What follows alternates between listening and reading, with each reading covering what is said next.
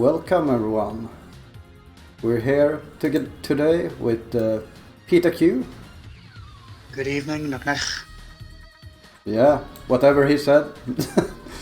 I guess that was some Klingon. Yeah, the one word of Klingon I know, basically. The one word. Yeah, I mean, I learned a couple of phrases a while ago, but they're not exactly useful for daily life, so... Yeah, so can you tell us a little bit about you, for people that don't know you? Well, I am a speedrunner from England, so Brexit. And I've been playing Sega games for a long time. I'm also an eBay seller, so that gives me a lot of things to do, just knee-deep in packing, things like that. And where I come from, it's very rainy, so you quickly get used to going out for walks and just getting drenched, which isn't such a problem in these days, you know. You've been locked in the house for a few months, you think it's just a bit of rain, it's fine. I used to be a chess player, I love mind sports and stuff like that, and I have an abnormally large CD collection. A CD collection? Yeah, over 400 albums. Oh, damn. Well, I don't think I own a single CD. Unless it's like a game CD. Yeah, you're all modern and woke and MP3s, are you now? Or Spotify or whatever it is. Well, the thing with me is that I actually don't listen to much music, to be honest. Ah, right. When I do listen to music, it's usually like music without lyrics. Like I like that. That's why I like video game music and such, because the music tells the mood you should be in, not the lyrics. Yeah, that's very true. I mean, oftentimes game music can be good in itself just to listen to, you know, I mean, times I've fired up stuff like Plock or Alien 3, I mean, Tim Follin, Matt Furniss, there's a lot of good game composers. I think people reject it because they think it's video game music in the same way that they reject music soundtracks in film, but it's still valuable. So do you collect any specific CDs, or is it just you love CDs? I had a few artists I was into, John Fox, for example, who used to be an Ultravox.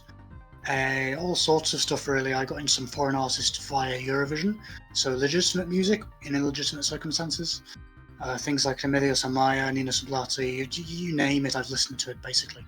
Okay. So, I grew up with all sorts of cheesy pop stuff in the 90s, thinking like ABBA, Steps, you name it. So how old are you? I shall let our one viewer guess before I mention that, because a few people tend to get different guesses to what I am. I'm actually 35. 35? Well, that's basically like me, just 2 years older. I'm turning 33 in like 23 days. Mm-hmm. I remember the days before flash internet and before proper mobile phones, all the old days with fax machines, basically. Yeah, I remember the old good days of like the modems, like the 56k. When I got the 56k modem, oh my god, you were surfing with speed back then. Back when Adobe Flash was actually a useful and interesting technology. Yeah. The old days. And the viewers might be noticing I'm drinking beer today, and so is... I'm drinking whiskey. Whiskey, yeah. I got some whiskey as well. I might join you a little bit, but I'm not going to take as big glass as you are. I can't drink that much whiskey. Okay. But... Whiskey I'm okay, but 2 beers and I'm a lightweight with beer. I go all off the handle. So oh. Yeah. If you ever need to get me drunk to beat me at James Pond, you know what to do. Well, if we ever race it on the big scene on ESA, I usually like to take a beer or something before my runs. I get the feeling you're even more dangerous after you've had a beer, though, because I mean, you can just let go, you know. Yeah, I think I'm probably best around like 4 to 5 beers. Then after 5 beers, I get horrible. But I don't have the concept of 4 or 5 beers. I stop at 2. Like 1, I'm okay. 2, bye. Yeah, I was actually thinking about it, because like Fika in Sweden is like going out and taking a cup of coffee, just talking to a friend. And you're from England, and like you still have kinda that, but instead of coffee, you go out and take a beer. Yeah, England is basically one giant drinking game. It's student culture, lad culture, there's all sorts of stuff. I'm lucky because I grew up enjoying it responsibly. But yeah, I mean, I guess it's one of those things, we all deal with things differently, you know. So Yeah. Basically, instead of a cup of coffee and a cinnamon bun, you're out drinking a beer and eating some nuts. yeah, and then a fry up in the morning with like 6 sausages and 6 eggs. Well, When I do drink coffee, though, I drink insane amounts. Like, anybody out there who's watched Star Trek Voyager, there's not enough coffee in my coffee. Even Janeway, like, no, not enough. So. yeah, so for snacks today, I was like, well, if we're doing Fika the English style, I gotta get the somewhat English styled snacks. And I was like, I was looking in the store and I was like, yeah, I want nuts, but it doesn't really feel like super English. And then I found these crisps with salt and vinegar. Vinegar. Yeah. Yes. And that's from my visit in England, like you guys just love the vinegar. They are good. The sharper the better for me. You can't have them strong enough, if you ask me. So I bought some. Last time I ate something with this, I basically puked. So we will see how I do right now. So it was the cat being sick yesterday, now it's your turn. Wasn't that bad actually. At least not with the beer in your mouth. Yeah, they do go well together that way, I find. So. Yeah. And if I remember correctly, cheese and onion are slightly more popular, but salt and vinegar is like your hardcore fans. They'll always love them till they die. Yeah, I mean, salt and vinegar is a really good combo. I remember when I was in Dubai back in, this was early when Dubai started to get big. So I was there with a couple of friends and we went out, was drinking beer, and they came with snacks to the table. And they had freshly sliced cucumber, carrot sticks, and a few things with vinegar and salt on. Right. It sounds super. Mental mode activated. Yeah, it sounds super weird, but it was actually really, really good. I imagine because the freshness and the salt, so it's sort of giving you the craving without giving you the health risk. Yeah. I mean, don't get me wrong, I love vegetables, but for snacks... Yeah, I'm not a big guy on vegetable. Not at least when it comes to snacks. Like I know that people likes to do like cucumber sticks and have a dip and eat, but it just doesn't do anything for me, to be honest. Yeah, I mean, I used to be into rabbit food. I used to love just getting a bag of spinach and just cherry tomatoes, stuff like that. But then I found spinach actually makes me really moody. And it was useful for a game I was speedrunning, but apart from that, it didn't really help, so I cut that out. I'm back to just lettuce now, like a bunny rabbit. Yeah, so about speedrunning, what do you do exactly on your stream? Is it just speedrunning, or is it like something else? It's mostly just been speedrunning. I mean, recently I've been doing Marble Madness, which you play as well, and I'm trying to get down to a 3-minute something time, because my PB is 3:23, but my sum of bests has gone all the way down to 2:56. Like the other day I knocked 2 seconds off Cillian and goes, it's like, whoa. So you can actually beat my time? In theory, but in theory I can do lots of things. A big question here is, because you're more a Sega guy, have you played the Genesis version? I've tinkered with the Master System version, actually. That was the first one I tried. That one must have been better than the Genesis version, though. It was worse, because the physics are all jank. Oh. The Genesis version 82... Was it 82? Yes. He said that the physics in that are the closest to the arcade. Yeah, and it's running that much faster, but the SMS one is so squished that it becomes like games like Lemmings, which is another one I run, where you end up almost second guessing the controls, and it doesn't feel natural at all, especially with things like the pistons. They're much different sequences and they're very awkward. Yeah, I guess the only reason I hate the Genesis version is the music. Yeah, and there is the Tengen version, but no, I think the NES one is more iconic in that regard. Yeah, NES one is definitely the most iconic version of that game. Yeah, apart from that, I was recently working on Lemmings. So I did fun in January. I did the final optimizations, having worked out how it all works. I started Tricky. I'm going to try and finish that this year, maybe. I've done a couple of other things like Castle of Illusion, which is similar to a game you run Mickey in Safariland, is it? You know, just standard platformer. Yeah, I think I've actually run Mickey or Castle of Illusion. It's that game where you jump all the time, right? Jumping. Yeah. Glitches and clips. Then I at least got a time in that game, but I don't know what time I had. There is a learning curve to it. It's a nice game, though, because you can choose what tricks you try and what you don't, but the only real way to get a good time is just good technique. There's no tricks to it. It's not that difficult in the end. Yeah, I can actually agree there.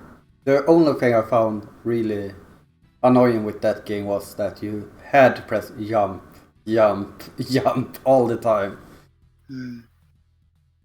Apart from that, probably what I'm most well known for, I would say, is Mercs and Super Hang-On, which are both Genesis classics. Yeah. And a couple of world records in those. I recently managed to get the Grand Slam in Super Hang-On. So that's all the 4 world records.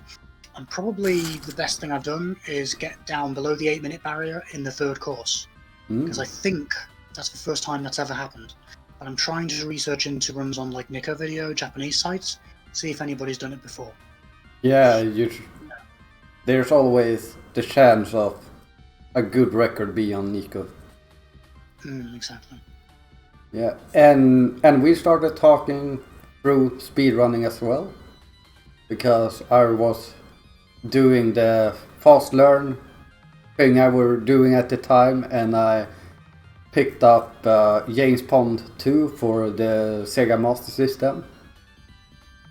And then I was like, I was quite far behind the world record, but then I accidentally found a new strat, like I always do when I run short games.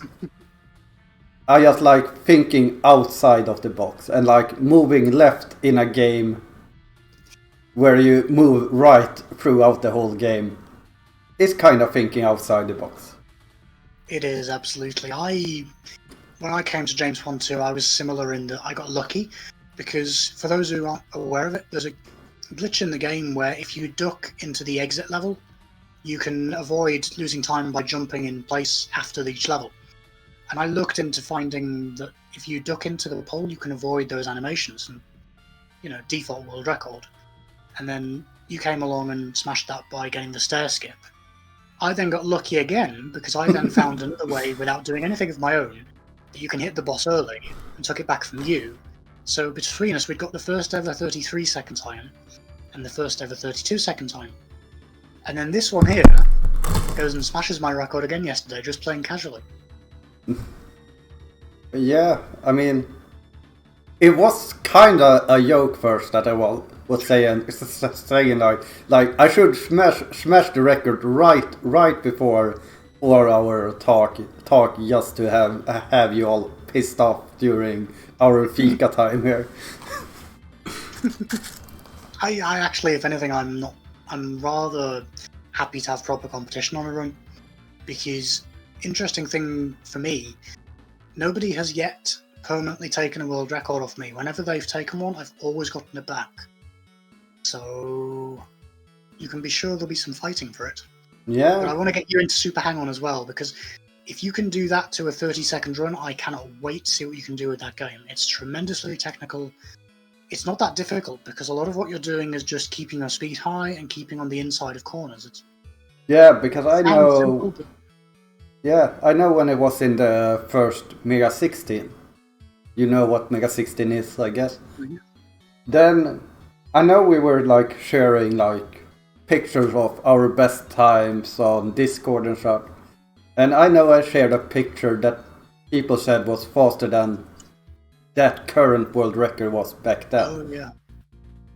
So I know I can go fast in that game, and I'm originally racing speed runner because nice. I actually started speed running back in 03, the F-Zero game series. All the way back in 2003, you predate me. Yeah. The thing was that the reason why people don't really know that I'm a old school speedrunner is because I wasn't on like SDA or anything, because the F-Zero community had their own like homepage with forums and stuff. So if you were only speedrunning F-Zero games, you were really not going to SDA really. Yeah, so similar to Mario Kart. Yeah, basically. So I have had like world records in like all F-Zero games at one point. Nice. Except the latest one, like that was only released in Japan, because I didn't get it. I mean, in theory, I started speedrunning with Mario Kart maybe a year after you, in terms of I was trying to lower my times on the first few circuits. I got some decent ones. I could never do the new boosting techniques where you gain boosts without doing, like, you're just waggling in a straight line. Yeah, exactly. I was decent with it. But it started for me a couple of years after you, when my friend played Missile Command. He got to nearly 300,000, and I thought there must be a world record for this. Went and researched it. Found the Super Mario World world record, which was like, it was 1056 by Lucid Fire at the time, but that was in NTSC. And I thought, well, I'll tell you what, I'll see if I can get something similar to that with PAL. Played for a couple of weeks, got down to like 1303. I thought, okay, I'm a speedrunner. But I didn't really pick it up for a number of years after that, because this was back when we had VHSs, and there was no such thing as proper emulation, save stating, so it was a very grindy thing to do, and I had other things on my plate at the time. And then I only really came back to it properly in 2018 with a Commodore 64 game called Flimbo's Quest. Yeah, I guess it's kind of similar with me, because I stopped speedrunning F-Zero in like 2012, maybe a bit earlier. And I didn't speedrun until 2017, I think, maybe a bit later. Because I know I joined my first Big 20 on Yasta. I saw it announced and I was like, well, I kind of want to try and speedrun, so why not join a Big 20? So that was how I got into retro speedrunning again. I mean, the one that really kicked it off for me was Mercs, and that's probably, I mean, apart from Lemmings, which is kind of different, Mercs is probably the game I've put the most into, because we had no runs at all of it at the time, so I was rooting everything from scratch. And even only just in the last couple of months, after nearly 2 years' work, we're still finding new things. So it's been really fun. But I've also got a buddy, Fletcher, who really, really pushed hard on that world record as well. So for a long period, he and I were just trading back and forth. And I finally have now got a third runner in that game, and I'm just like, hallelujah. Somebody else has joined the small little community. I know that B-Trim tried to get someone to run it during ESA. Oh, really? Because he was like playing it, and it was like, well, B-Trim is always trying to get me to run crappy games, so I'm always a bit nervous when he recommends games. Right. But when I saw him playing Mercs, it looked like a really solid game. I mean, there are a few things in it where we found awesome glitches and tech that make it far more viable as a speedrun, so it's not so ploddy. Because you don't have to upgrade every character, you can get by with just using 2 of them. And with 1, you don't need to get any power-ups or awkward stuff like that. Because halfway through the game you get a flak jacket that halves your damage. And so if we had to get one for both of them, it would be really awkward. Yeah, so I noticed when you talk a lot that you you like routing games. Is that your like thing? You really like to route out things in games? Yeah, I think so. I think I'm kind of part archaeologist, part scientician, part crazed competitor. So I love being able to learn the why and sort of get in behind it. Because many years ago I wanted to learn machine code or assembly and just straight over my head. But when emulation came along, I could use tools, I could look into the guts of the game and work out why, and then make applied basis to work on that. So, I mean, there are games I've done that I haven't done any routing for, but generally when I come to something, I've been able to find something new. I mean,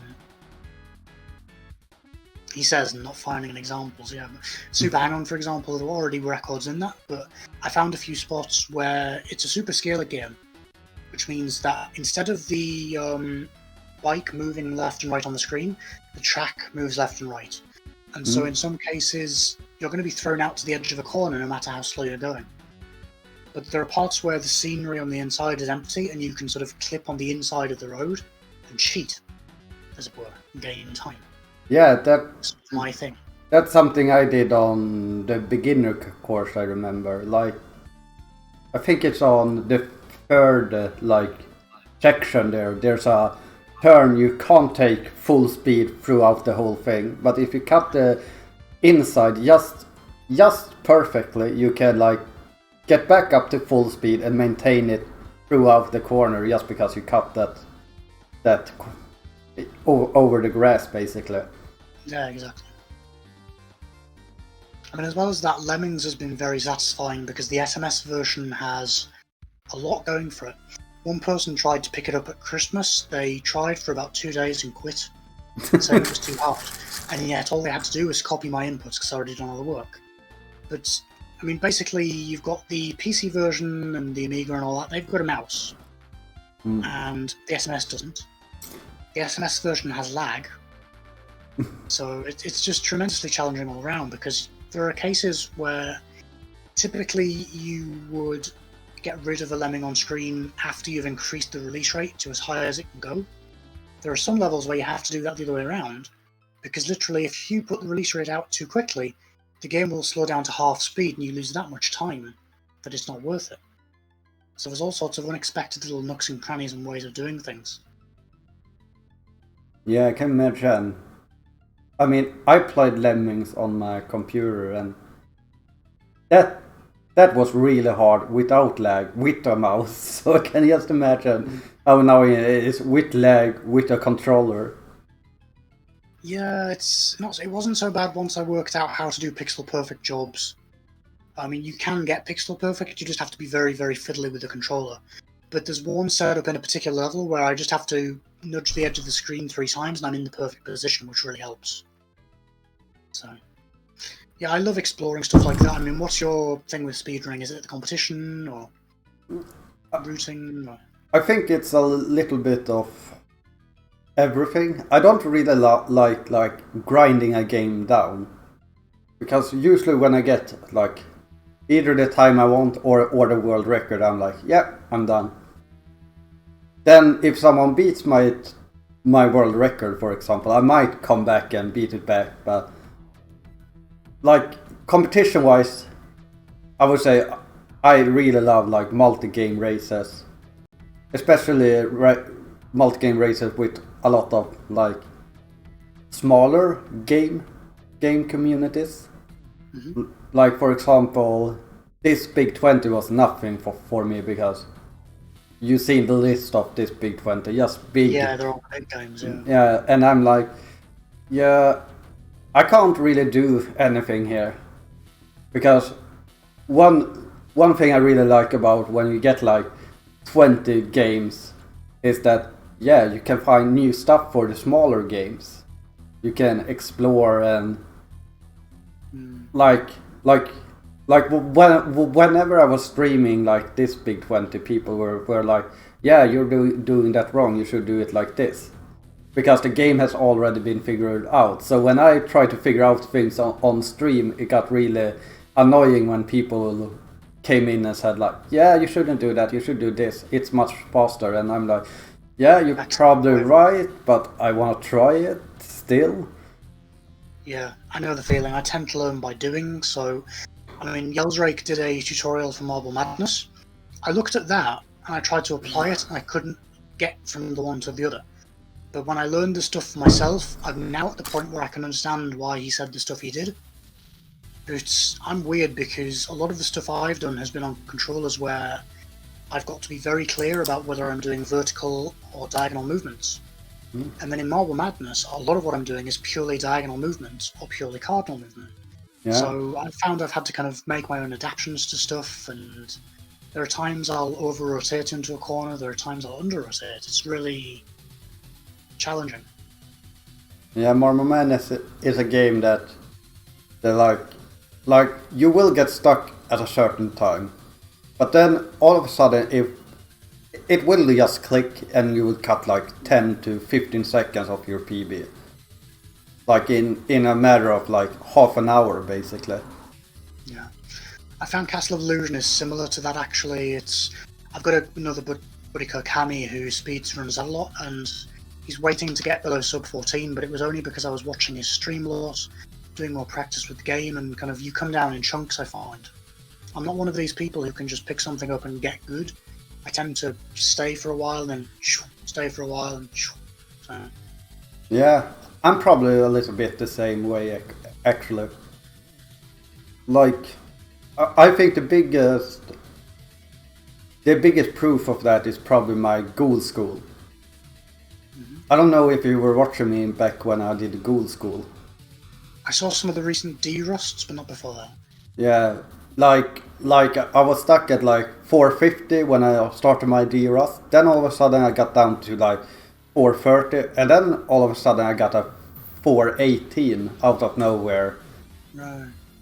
And then I kept that 418, and then I all of a sudden started to get paces below 410, and like the old world record was considered to be like very, very clean, and that was a 417. So like being able to just go from a 418 PB to getting PB shots on sub 410 was like amazing. I mean, you've had that with Mamono Hunter Yoko as well, haven't you? Because, I mean, I saw your ESA race with B-Trim and... Was it Rasmus? It was like that three-player race. The Mother And then Brain. the stuff you're doing now... Oh, Mother Brain, that's it. And now the stuff you're doing is so much better. I mean, I tried doing that jump, you know, the frame perfect, pixel perfect jump. I tried that for about an hour when we were discussing it. I couldn't get it, and then I see you doing it first time, and I'm like, oh. And then you found this recently as well, like Yump, didn't you? Yeah, I mean that's a typical JKL discovery though. Like I'm trying for one strat that's just stupid because it saves like no time, and then I fuck it up somehow, and it proves to be even faster to fuck it up. I'm waiting to clip this conversation, so in a year's time we can clip it when you despawn the pole in James Bond. Oh, I have despawned it. Yeah, that's what I mean, like when the boss was flashing, well, there must be some ways to make that work, I'm sure. As long as it can be produced on a console. Yeah, I noticed it happened after like because I was soft resetting every time. I never did a hard reset, so I'm thinking it might be because I was soft resetting and because of how the game stores RAM and stuff. It must have overflowed or something to make it despawn. Because this despawn was consistent after it happened. It happened every run. And when I did a hard reset, the flagpole came back.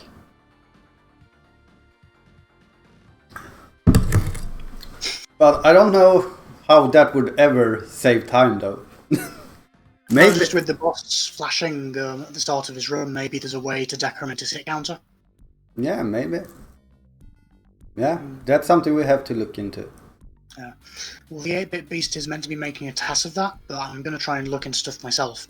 And in fact, this guy got the world record yesterday, and I was straight on looking at what my boss fight was. And it turns out that when the boss fight goes on, the snowman moves back and forth. Yeah. If you move across with the snowman, you actually cause lag frames. And I might have been doing that to myself in my last run. So I might have found some improvement there, but I also looked at the jumping, and it's curious. When you look in RamWatch, the oscillating speed goes between 2 and 3 whenever you're walking on the ground. When you're jumping, it just goes straight to 3 and stays there. But in frames, it's absolutely the same. So I'm not sure if the lag frames at the start of the run actually affect it, because I get to the door at the same time. Which is comforting, because it's less areas to mess up. Yeah, that's true. I mean, currently the only things you need to worry about really is grabbing the flagpole, doing the stair jumps, and hoping to get at least one free hit on the snowman. Yeah, basically. But I mean, if you want to talk about short speedruns, the shortest speedrun I've done is 1 second. And I'm not talking about the Adventure of Pinocchio, because I found a way to do that in less than 1 second recently. Spoiler alert.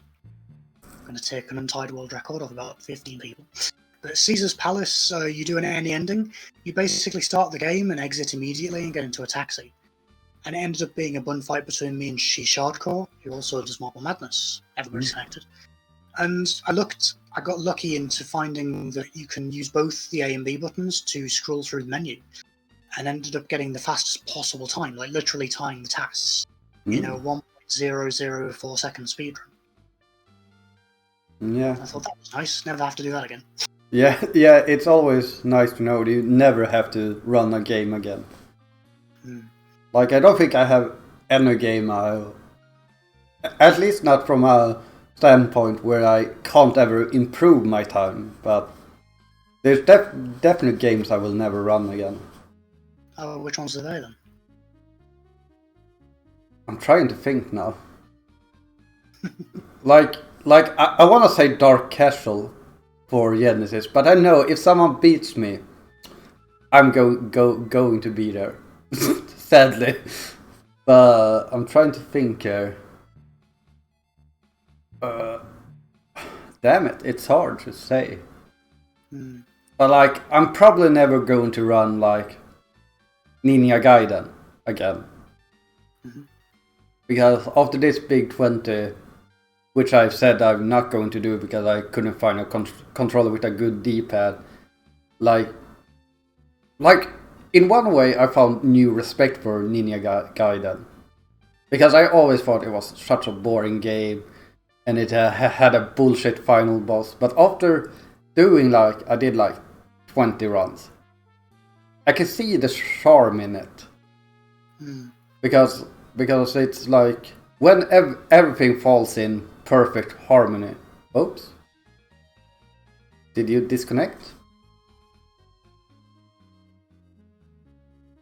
We have technical issues. Wait. I can hear you. Yep, I can hear you. Can you hear me? Yeah. I don't know if your webcam doesn't work, but that's completely fine for now. Yeah, now it works. There we go. Right, sorry about that. I'm guessing that was a Discord problem on my end. It just decided to misbehave. Yeah, I know. We in Sweden had a problem with Discord last night, so.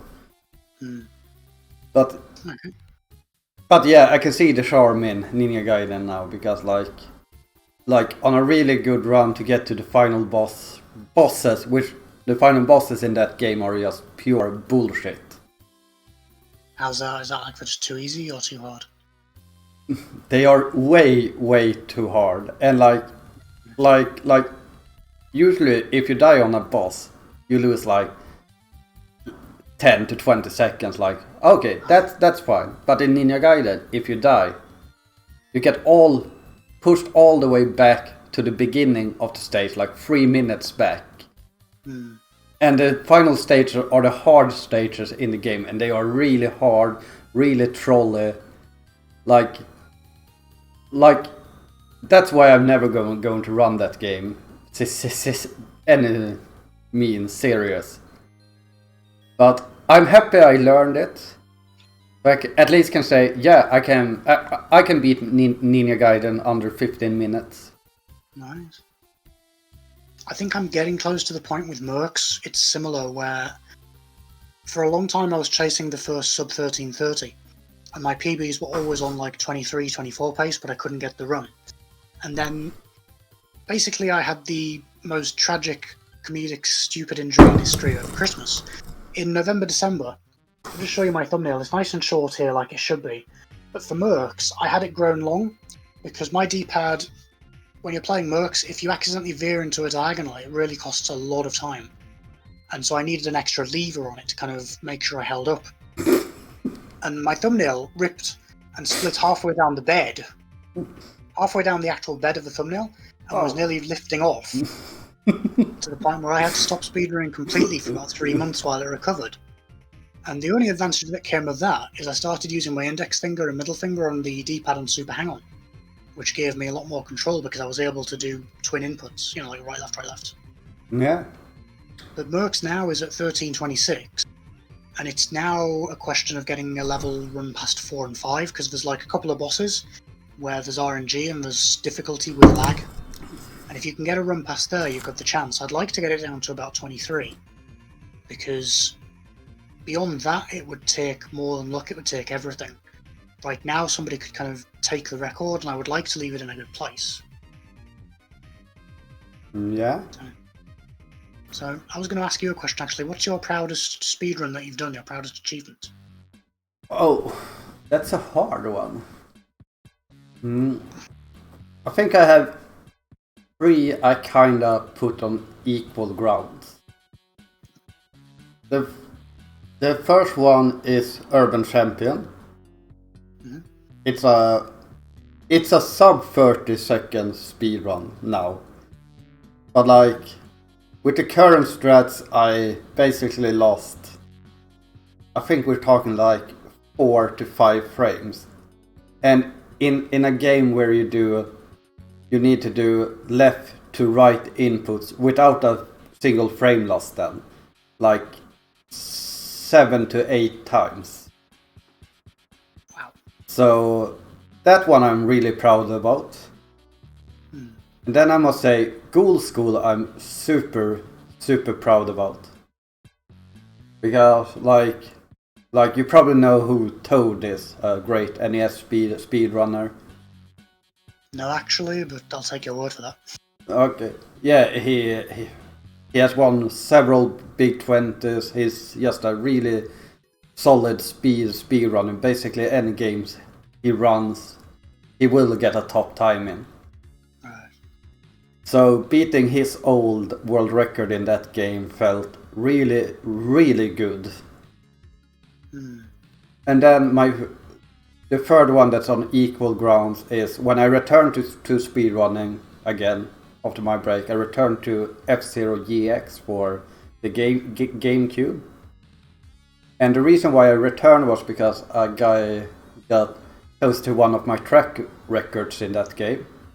He was 0.003 seconds from my time. Less than a frame. That's painful. Yeah, because that game calculates like your speed over the finish line and angle and things to give you the final like digits. So it actually calculates sub frame times in that way. So it's not RNG or anything. But basically they had invented new strats and stuff that saved 2 seconds. So he was still not able to beat my time with all the new strats. So I returned and beat the old world record with like over 2 seconds in like 2 weeks. Wow. After not playing the game for like 5 to 6 years. And that felt really good to like come back to speedrunning and just say, yeah, I'm not washed up yet. That does sound really good, yeah. I mean, I think for me, it's difficult because different speedruns I've done have different meanings. I mean, Flimbo's Quest, I don't think anybody had worked out the RNG before. And the RNG is crazy. I'm hoping to do a video on it sometime. So basically, you know the Wheel of Fortune, the game show? Yeah. You've got a giant wheel with lots of different slots. It's like that, but you've got completely uneven distributions, you've got clumps of different enemies. When one enemy is selected, it takes the next one in the bank and replaces all the instances of that one in the machine. So we end up with sort of weighted distribution towards a certain path. But there are ways you can exploit it by buying things and by getting enough money to get certain stuff. And it's an arcade platformer, it's balls hard. It was the first thing I'd ever done. I got down to like 1.5 minutes below the previous world record with a various bunch of tricks. Like getting £1,200 instead of 8 and buying this, buying that. It was really good. And then beyond that, I think until recently I would have said the 10:30 odd time an expert in Super Hang-On. But just in the last week or two, somebody has come very close to beating the record in that. He was less than 1 second off my record in that, in the hardest course, and it's his first ever run. So I'm looking forward to seeing what he can do. Yeah. Yeah, I think I watched that when I was going to sleep at some point. Because I think you tagged me in it, and I was like, yeah, this is a good video to fall asleep to. I think apart from that, Lemmings, because again I rooted it from scratch, but I worked out the fastest time is something close to 30 minutes dead. I lost 2 levels because of just tiny mistakes that never usually happen. They're usually safe levels, but I got it down to 31:42, and it was just such a clean run. Everything went well, my backup strats were good. But as well as that, at the time, my emulator had a problem where it was lagging my inputs. So every now and again, when I was holding right and turned left, it would keep going right and then divert later, and I was having to react to that very, very quickly. So just getting that done was really nice. Yeah, as I said before we started stream, that's why I'm looking to actually get real hardware, because like sometimes just like you just get software issues and you don't really know where they come from. Sometimes you just gotta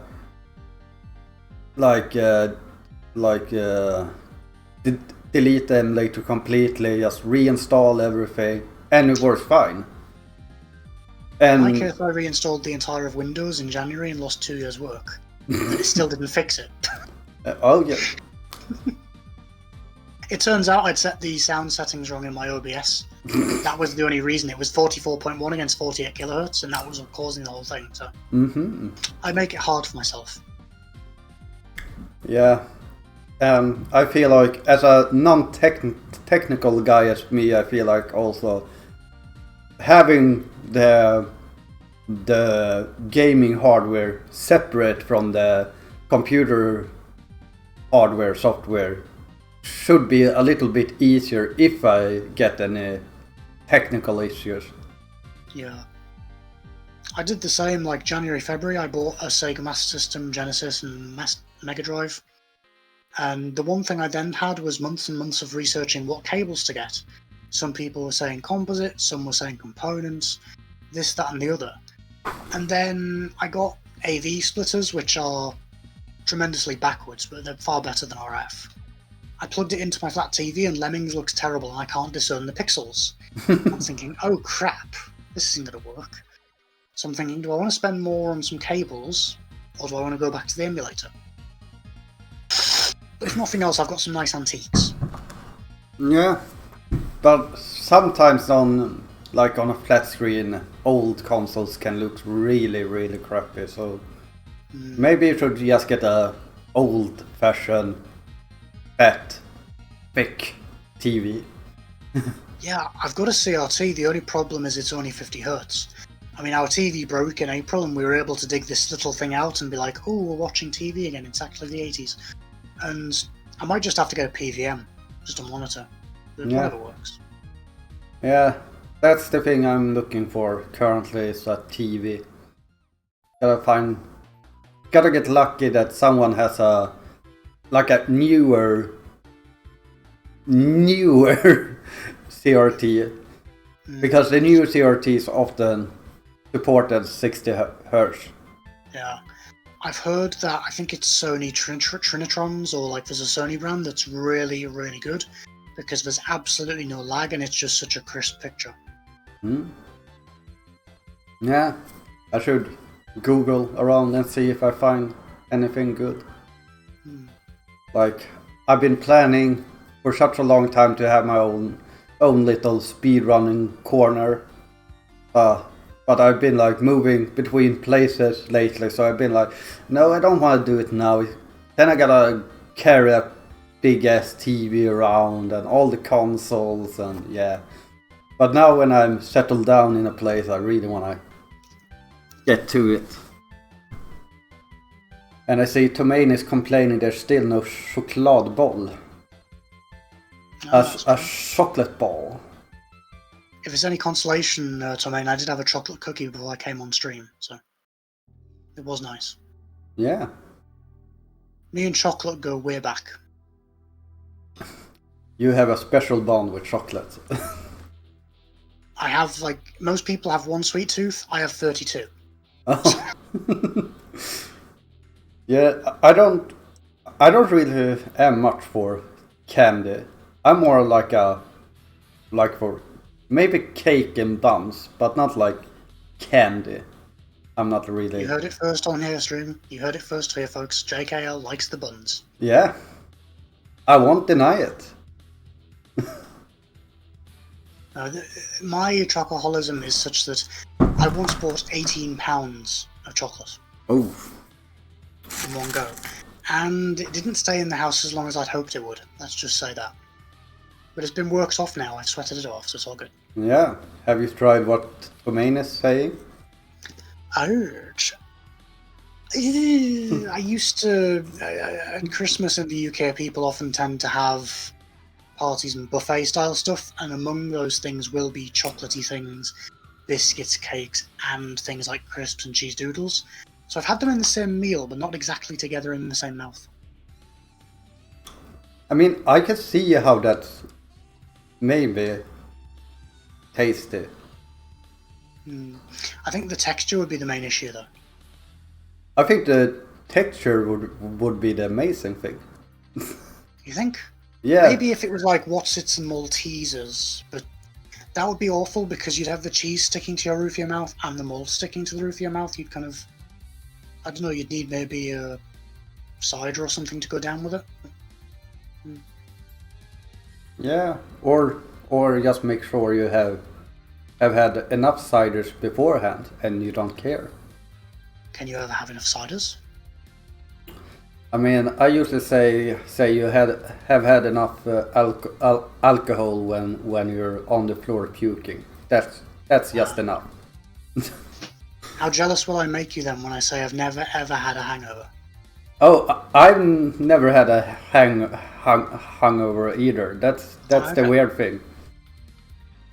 I mean, you're talking about puking. Even when I had that norovirus, the winter vomiting virus, Yeah. I wasn't sick with that, and it's a vomiting virus. Go figure.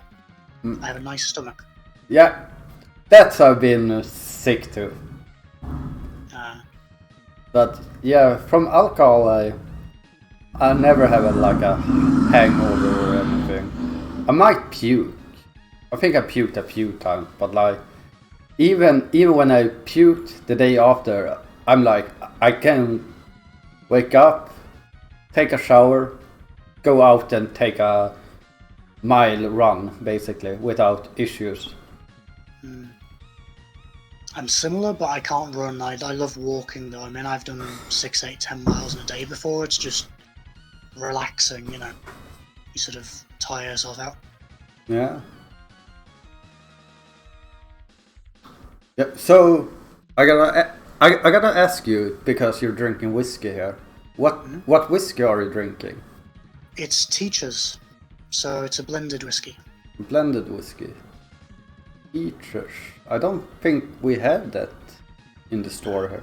Here in Sweden, we don't have we can't buy whiskey or anything strong in normal stores.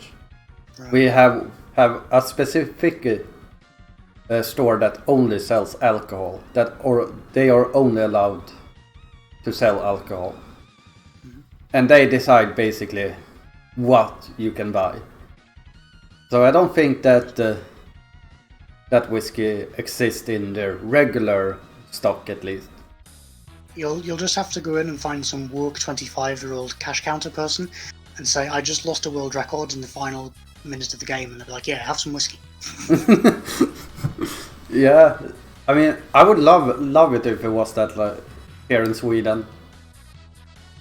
But I think it's a little bit too late to change changed that here in Sweden now. I mean, usually when I'm drinking casually, I've got Kopparberg in the house, actually mixed fruit stuff. I love that because it's just such a nice flavour profile. Apart from that, I like stuff most people don't like Heineken. But I've got some Staropramen as well, so I do have some taste. Yeah, I mean... I'll drink anything, basically. Dishwater, you name it. I mean, Heineken is like a very watery beer. And I mean, that's completely fine on a hot day. Then I really like these like cheap beers, basically. These that cost like nothing, basically. Oh, like supermarket stuff. Yeah, but if I'm out drinking, I rather pay like paying for beers in bars here in Sweden is super expensive. Like Heineken is probably like £6 maybe. So I rather pay like £15 for a really good stout. I've drank Guinness before, that's okay, but I mean, have you ever drank Aftershock? No, I don't think so. Okay, Aftershock is a liqueur shooter by Jim Beam.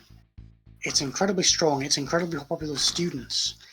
And I used to drink the black neat, or I even used to mix it in cocktails.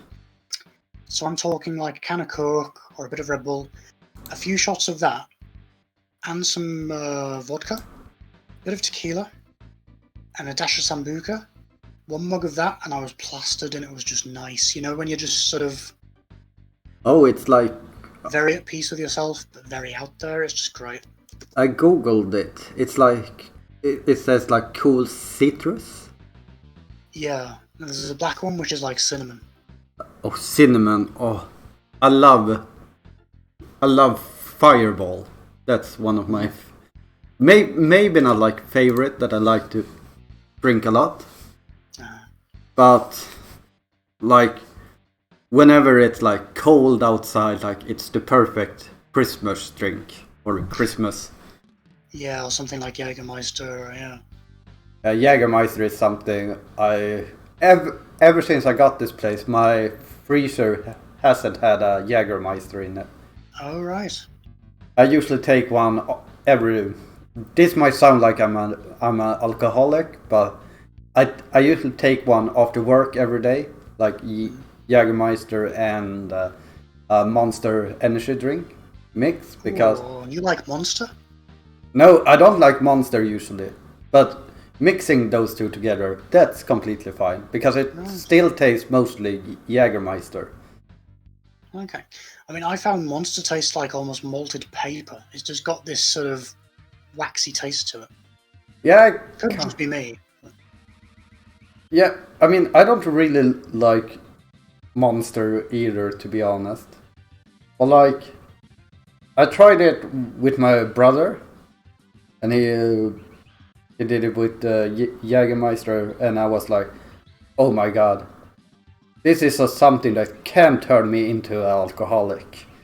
Right. Because it was that good. And like after a day of hard work, you get like the energy drink to get you up and going, and you get the alcohol to like just relax as well after work. Right, so I can't find that. I find that if I have too much caffeine, I'm just like I'm buzzed all night. So there was a time a few years ago when I was multi-tabling micro stakes poker, and I was effectively drinking treble strength coffees 3 times a day. What is treble strength? Or... Well, literally just 3 massive teaspoons of coffee, like heaped teaspoons. Oh. 3 of them in one mug, 3 times a day. Oh. That was an interesting experience, let's just say. Yeah. Yeah, I mean, I've been drinking coffee since I've been like 6 years old. 6? Yeah, because... So fast. Because my mother were like she wanted like me to make her coffee. So because I always made her coffee, I was like, yeah, I gotta get to taste this as well. So I started drinking it at 6 years old. So I remember that I was the only kid that had a cup of coffee before going to school. Oh, goodness. I need to be right back for 5-10 minutes. I need to do some mouth cleaning. Yeah. So I don't know if there's anything particular you'd like to do with your guys, your guests, but I will be back very shortly. Yeah, I might invite a few others to talk as well. So Certainly. yeah. See you soon. Yeah, see you. So if anyone wanna join as well, just talk a little bit. I was thinking of getting some coffee myself and a donut. So if anyone wanna come in and join us for a little talk, like we're not going to keep on going for that much longer. So if anyone feels like they wanna join, just let me know. And there's no web camera need, so to speak.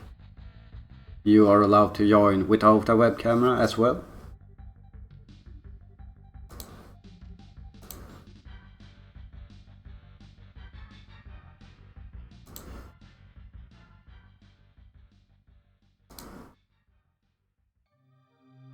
Ooh.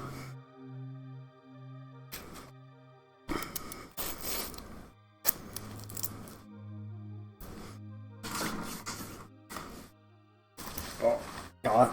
Empty my pockets as well.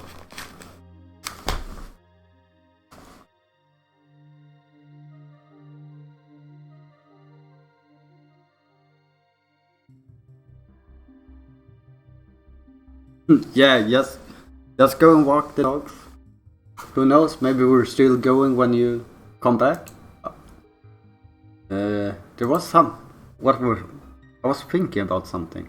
Oh right, I gotta check my mail here.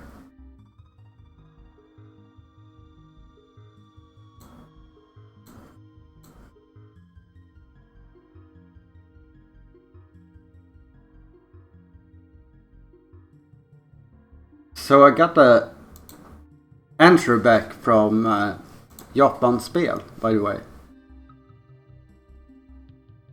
They did have one that they are going to put out.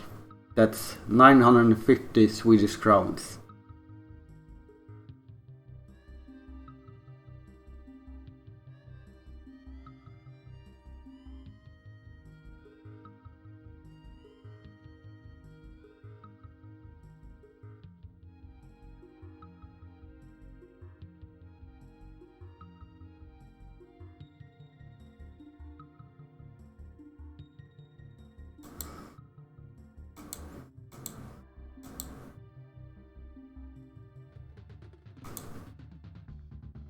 So I will definitely look into that when...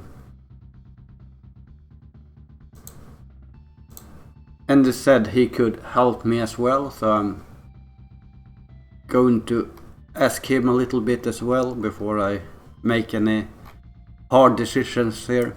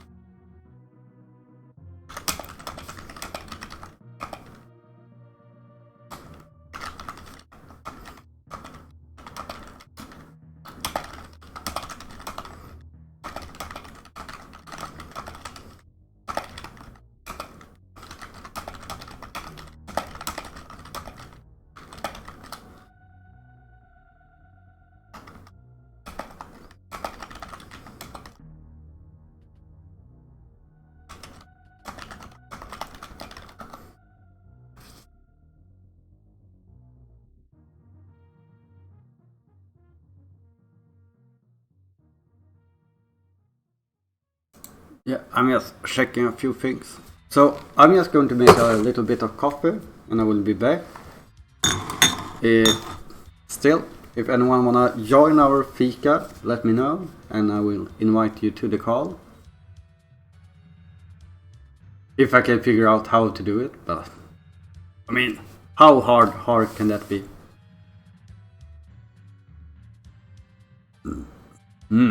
Need a burp. Be right back.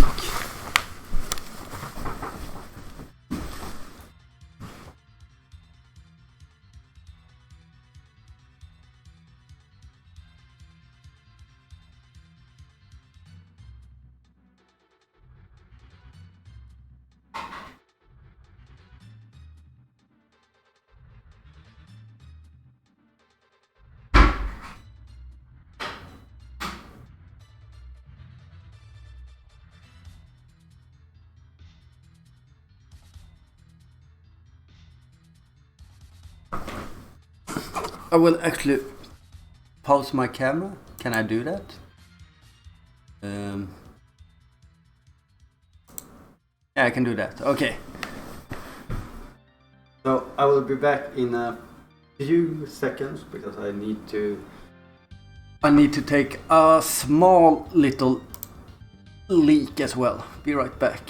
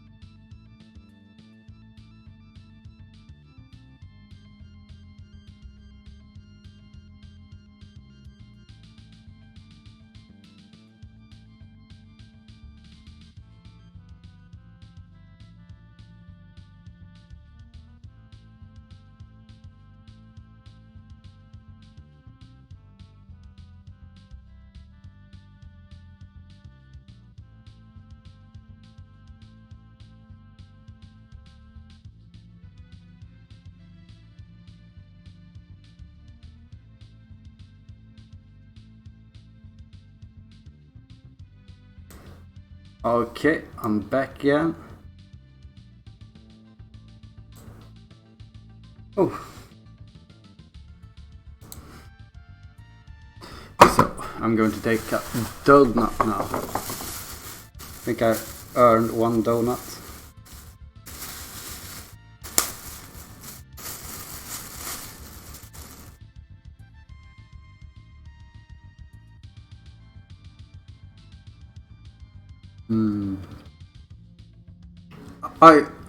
I always forget how good donuts really are.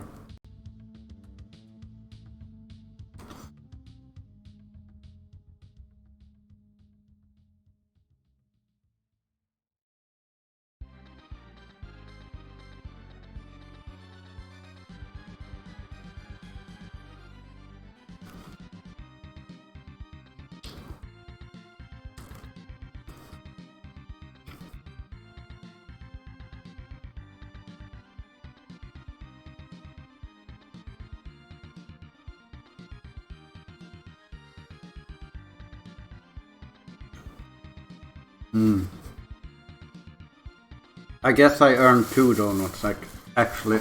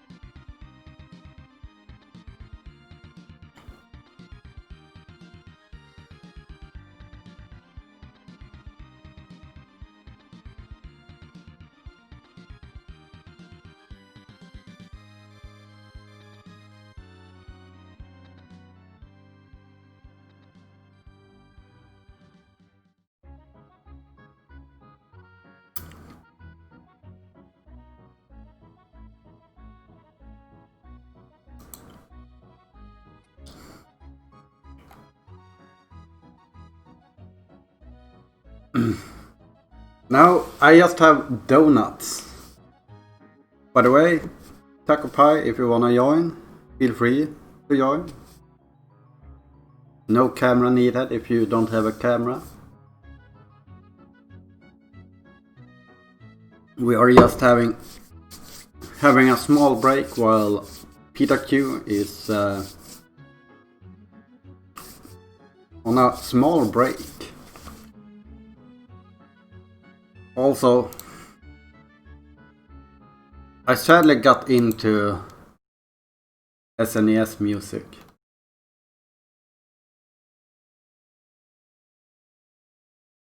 Yeah, let's do some Sega Saturn music.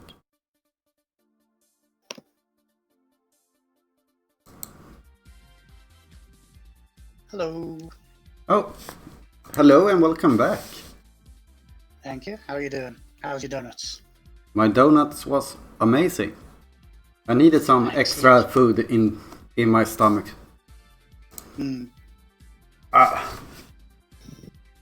So, what were you doing, by the way?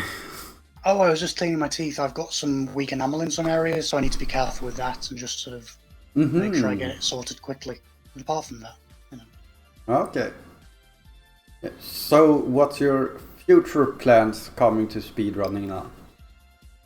Well, I'm not sure actually. I mean, I got to 330 odd in Marble Madness. I thought I'd leave it there, and then I didn't expect to be where I am, so if I get to 3-0 something, I suppose I might push for sub 3. At some point, I said I wanted to go back to Castle Illusion because I ended up getting 3rd place, which was a sub 14 minute time. It was really great. But my sum of bests is only like 1 second off Beatrim, and he's in 2nd place, so I thought, well, I might want to chase that. Yeah. And then after that, I'm not sure. I mean, I've done a couple of meme games recently, but I have no major plans actually. Maybe just finish Lemmings Tricky, because when I first started doing the optimizations for that, I didn't realise lag was involved and there were various things I was doing wrong. And it's taken maybe 3 cycles of optimizations to get everything perfect. So I'm still finalising that. And then I'll wait and see, really, just sort of... Yeah. We actually have a... I think Taco Pie runs Casual of Illusion, or have run it. Yes, Taco also has run Super Hang-On. He's very good at the arcade and the Genesis versions. Yeah. Yeah, I mean, he is like the... Yeah, basically like a Toad for the Sega Genesis. Agreed. I've seen his Quackshot runs and stuff like that. Yeah. Yeah, Quackshot is a game that looks really, really fun to run, but when you run it, you realize how freaking hard it is. I tried the Lucky Dime Caper on the Master System with Donald Duck, and the jumps are a bit awkward in that. I couldn't get used to it. It was a bit strange, really. Yeah. I mean, what are your future plans for speedrunning? I know you want to get the sub 416 Ghoul School and sort of... You were mentioning Super Hang-On, but are there any other particular things? Well, I think that I'm going to return to Mamono Hunter Yoko very soon, just to break the world record, because we got a 1 minute free time save, so it shouldn't take that long. But other than that, I don't really have any plans. I'm kind of looking for the next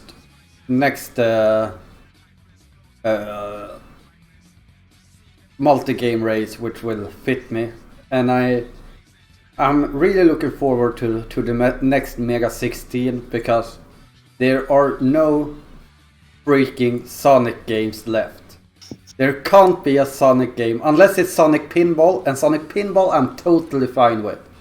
But Sonic 1, 2 and 3 are all gone. I don't ever have to play those games again. Even though Sonic 1, I love it now. So I might actually speedrun that game at some point. Yeah, I imagine Sonic 1 isn't so bad because you don't have the dash ability, so it's a bit more technical. But yeah, also ever since I got the actual Genesis controller for the computer, like before these frame perfect inputs I did on one button, but on Sonic games you can do the called piano roll. And ABC, yeah. Yeah, whenever I got a Genesis controller, I'm just like, oh, screen wrapping is free in this game. So I might actually come back to Sonic 1 at some point and try and get like not world record by any means, but like a respectable time, like a run where I make like no major mistakes. Yeah, that would be nice. I mean, I would like to get my Marble Madness down. I'd be open to doing other ones because I suppose if I think about it, the thing I should do is go to the things I did in the mid-2000s. So I briefly did Alex Kidd in Miracle World. I did Super Mario World before glitchless was a thing. So I could do a glitched Super Mario World run and see how far I could get down that. Because I haven't done a SNES run yet. I mean, I looked at Goof Troop, but something about it didn't feel right. The Goof Troop is an awful game. In my opinion. Fun to play casually, but speedrunning it just seems painful, yeah. Yeah. And yeah, PetaQ, I totally agree. I hope that the Japanese guy do return. It was kind of sad that he beat my world record when he did, because he beat my world record during I was at ESA, and like ESA was the climax of my so to say Momo no Yoko grind, because I was only grinding it because we were having that race. So we grinded down the world record, like I think we grinded it down like 3 to 4 minutes before ESA. Nice. And then he beat my world record by like a full minute, like just a couple of hours before the race. Oh, is that all? It's more satisfying when you have competition, isn't it? I mean, the most satisfying competition I've had probably was with Defang Devil, and Taco will probably know that guy because he's run Super Hang-On. He's more like Prost. He's really, really smooth on that game. You never see him crash. You never see him do anything wrong technically.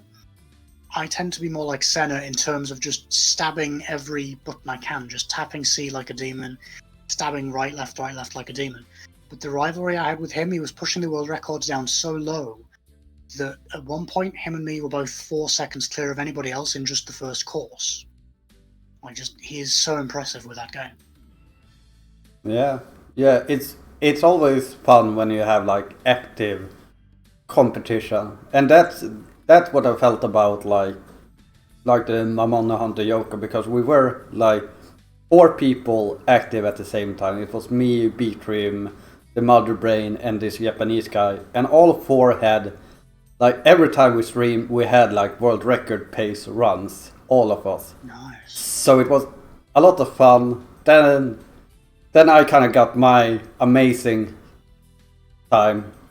And like B-Trim and Mother Brain were like, yeah, that's going to be too hard to beat. And then this Japanese guy had I think it was the first deathless run I ever seen of the game, because the game had so much RNG. He got deathless in Momono, wow. Yeah. And beat the world record by one minute. So like we all were like, yeah. He put a nail in that one really hard. But you found a skip randomly, yes. Yeah, then I opened that nail. Pulled it out and said, screw it. Kinky. Yeah. We best change topic in case your school watches this ever. My school knows that I'm kinky. No. No. That would be awful if my Wait, what do you call my children? You don't call them students. Pass. Yeah. They're yours. You call them what you want. Yeah. They are mine. I own them. Ah, right. You're getting them to look for all these glitches. That's how you find that minute time save. They're all just slaving away 1,000 kindergartners and 1,000 D-pads. Yeah. I mean, the way to find glitches in a game is to put someone that doesn't know what he is doing. They just tell him do something. And that's how you find glitches, because if you know what you're doing, you going to do what you think you should be doing. I mean, that's one of the nice things routing a game, though, isn't it? When you're thinking outside the box enough that you're challenging everything you know and going back to basics again and again and again. I think the most satisfying glitch I found, probably the laser skip in Mercs. So we've got a boss which is 3 jeeps that come down the screen. Yeah. And so you don't have space to stand outside their hitboxes and fire at all of them at the same time. But if you use the character laser, he's got a quirk where his hitbox can actually affect things before they come on screen. So the first jeep comes down in the middle. There's a blind spot partway up it where he can't fire at you. You're firing across him and you're damaging one of the ones off screen. You kill both of those at once and then get the other one, and it saves like 5 seconds. It's just so satisfying to do because it completely changed the way we played the game. We could suddenly be a lot more aggressive. We didn't have to use like 3 mega crash bombs on this thing. We could just go straight through. So yeah. Sometimes like new discoveries are just not about like making it a game faster, but also safer sometimes. Exactly, yeah. Even though I like threats that make the game even more dangerous. Sometimes. Like, I've had a question. Have you ever got plans to run James Pond 2 the full game? Because I've tried that and the hitboxes are not kind. no, It is not fun. I have never considered it, and I will never consider it. Because if I get the world record in it? Yeah, even if you get the world record in it. Oh, okay. Because we should find another game to compete on, because the funny thing is, I realised JK had beaten the world record in James Pond, and then I noticed he'd also done the Pinocchio run, which is like this 1-second meme run on the Game Boy on a ditched game. I'm just thinking we should try and swap games every now and again. You know, like you should find somebody active in your communities, swap one game with them, and just keep doing that and grow games that way, you know. Yeah, that might actually be an interesting idea. Yeah, maybe. I will give you Batman Returns though. But about that Pinocchio run, that's not real. I was kind of pissed at that category because it says that it's a game-ending glitch or something, but it's not a game-ending glitch. The only thing you do is you go into the level select menu and pick the final stage. It's nothing about the glitch, because Sorry, I was going to say I read on TAS videos the other day because I found a TAS of all levels. Apparently, the reason it's considered any percent like that is because the released ROM there wasn't actually the ROM that was meant to be released. Mm-hmm. So it was technically a bug, which is the only reason it's acceptable. But anything memey like that is fun. There's one you might like, Ease on the Master System. Yeah, I've done that. You can do. Oh, you've done that as well? Yeah. I forget that. So yeah, that's a few things we share more than we know. It's always like that, isn't it? Yeah. So we're going to have some sort of race someday where we do 100 James Ponds, 100 E's, and 100 Super Hang-On, or something like that. I mean, 100 James Pond, what would that take? Like 5 hours? No. What? 2 would be 45 seconds, so something like 40 minutes. Yeah, but Considering you were saying you wanted to run James Pond for 24 hours.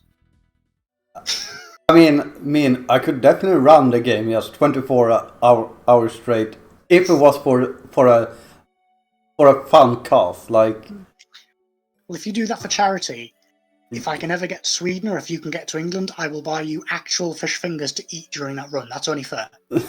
Yeah. I mean, I love fish fingers, so of course. Yeah, I mean, I would definitely do it if I consider it worth it. 3Creepio, the reason it isn't included in the setup time is because you can soft reset the game. So you're going from a title screen and it keeps the information in the RAM. So it's sort of a grey area, but the previous moderator just decided to allow it. I mean, I'm one of the moderators now simply because I know what I'm doing with frame timing, so I can't affect it. But if you imagine if JK and I both say get 31.9 or something ridiculous, it wouldn't really help us to change the rule back to making it get cheat and finish the run all in one go, because it would just make it that much more awkward for a lot of runners. It's more of a meme game anyways, so... Yeah, I kinda agree there with Creepio that I don't really understand why it came up to begin with. But I also understand that now when it's still quite a few runs in that category, and you can't really change the rule when it's when you have so many runs, basically. Aladdin with 6 button presses. How do you do that, Tucker? Because I want to try that myself. That sounds like something I'd be interested in. Oh, it takes like 20 minutes though, or if it's like 2 hours or something. Like you swap what the buttons do in the control configurations, and then you just let the demo play, and because the demo doesn't like say jump and he jumps, it says like A, do that input, it does on A, and then like every time you watch like the Apu mini game, he will like not either he will die or not die, I don't remember which, and it will like push you a stage ahead every time that happens. So the final time that happens, the end credits just starts playing. Oh, I'm definitely doing that one. That sounds fun. I mean, I'm definitely doing that for a marathon at some point. Oh dear. I mean, as far as glitches and weird rules, I'm lucky. I'm really, really lucky. Because Taco knows this, you probably know it as well, JK. Super Hang-On. We found a bug with the timer. So it's one of the games that uses the in-game timer. But it turns out that, I don't know if anybody had found this before, casually, the code for the timer is wrong. And at the end of every sector, it's meant to zero both the seconds and the units of seconds, but it doesn't zero the units. So let's say you cross the line for the first sector at 35.5 seconds.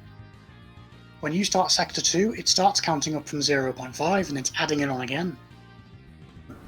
And again, I'm lucky there because we found an easy fix with just subtracting those times. But at the one point, I was going through the entire leaderboard history, just doing spreadsheets and editing every single run, and it was a bit of a pain. Yeah, I remember when that was, because it was actually PetaQ that explained for me that Super Hang-On is one of the most awful games to actually emulate, because it emulates different on every emulator, and like you could just see it on a demo playing that like a demo could be like 3 to 4 seconds faster. So if you use like a real timer, emulator would be so much faster than the actual Genesis, and some emulators were running 3 to 4 seconds slower, and it was just a awful mess. Yeah, I mean, at the same time, that's useful because it makes it easier for us to get new runners where we don't have to be as strict. I mean, this guy who got the 1 second off Expert World Record, he did it on Rev 1 because there's actually 2 revisions as well. And Rev 1 locks the frame rate, the steering is a bit different. But really speaking, it's not so much of a problem. I mean, I've got the original hardware, and I know that that's actually slower than the records me and Dev have used on BizHawk. But somehow I still prefer using BizHawk. It flows better, you know, it's sort of like... It feels treacly when you play it on the real console in comparison. But if somebody wants to play it on whatever version they want, they can submit the time. And again, obviously we've got like... You've got the PlayStation version, the Xbox version, this, that, the other. They're all on the same leaderboard, so it's a bit easier than some things where conversions are a bit different.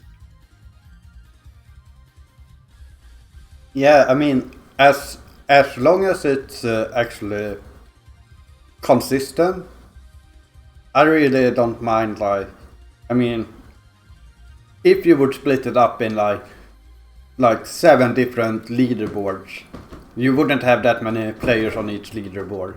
Yeah. So, I mean, sorry.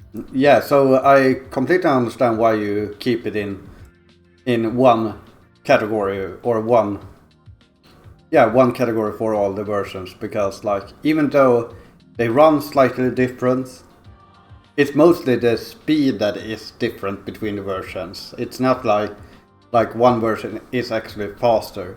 Or you could have the argument that it's the best thing is to run on the slowest version, because you have more reaction time and you can time your inputs and such. But I would also argue that that's not completely true, because as a F-Zero player, we have PAL records and we have NTSC records.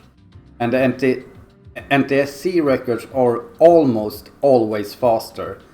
At least in the early days of the speedruns. And early days, we're talking like the first 10 years. Because what people don't realize, if you play on PAL, if you play that the stage takes a minute on PAL and you play for 1 hour, you get 60 attempts in. But if you play on NTSC, you get like 70 attempts in instead. So you get a lot more practice playing on a faster thing. So that's true. So it's actually, in my opinion, it's actually better to play on a faster version until you are good enough to take advantage of the slower version. Yeah, I mean, it would be interesting to see what I could do on, say, the beginner course if I used Revo 1 and the slowest version possible, but at this point, it wouldn't make too much difference because a lot of it is RNG in 5 and 6.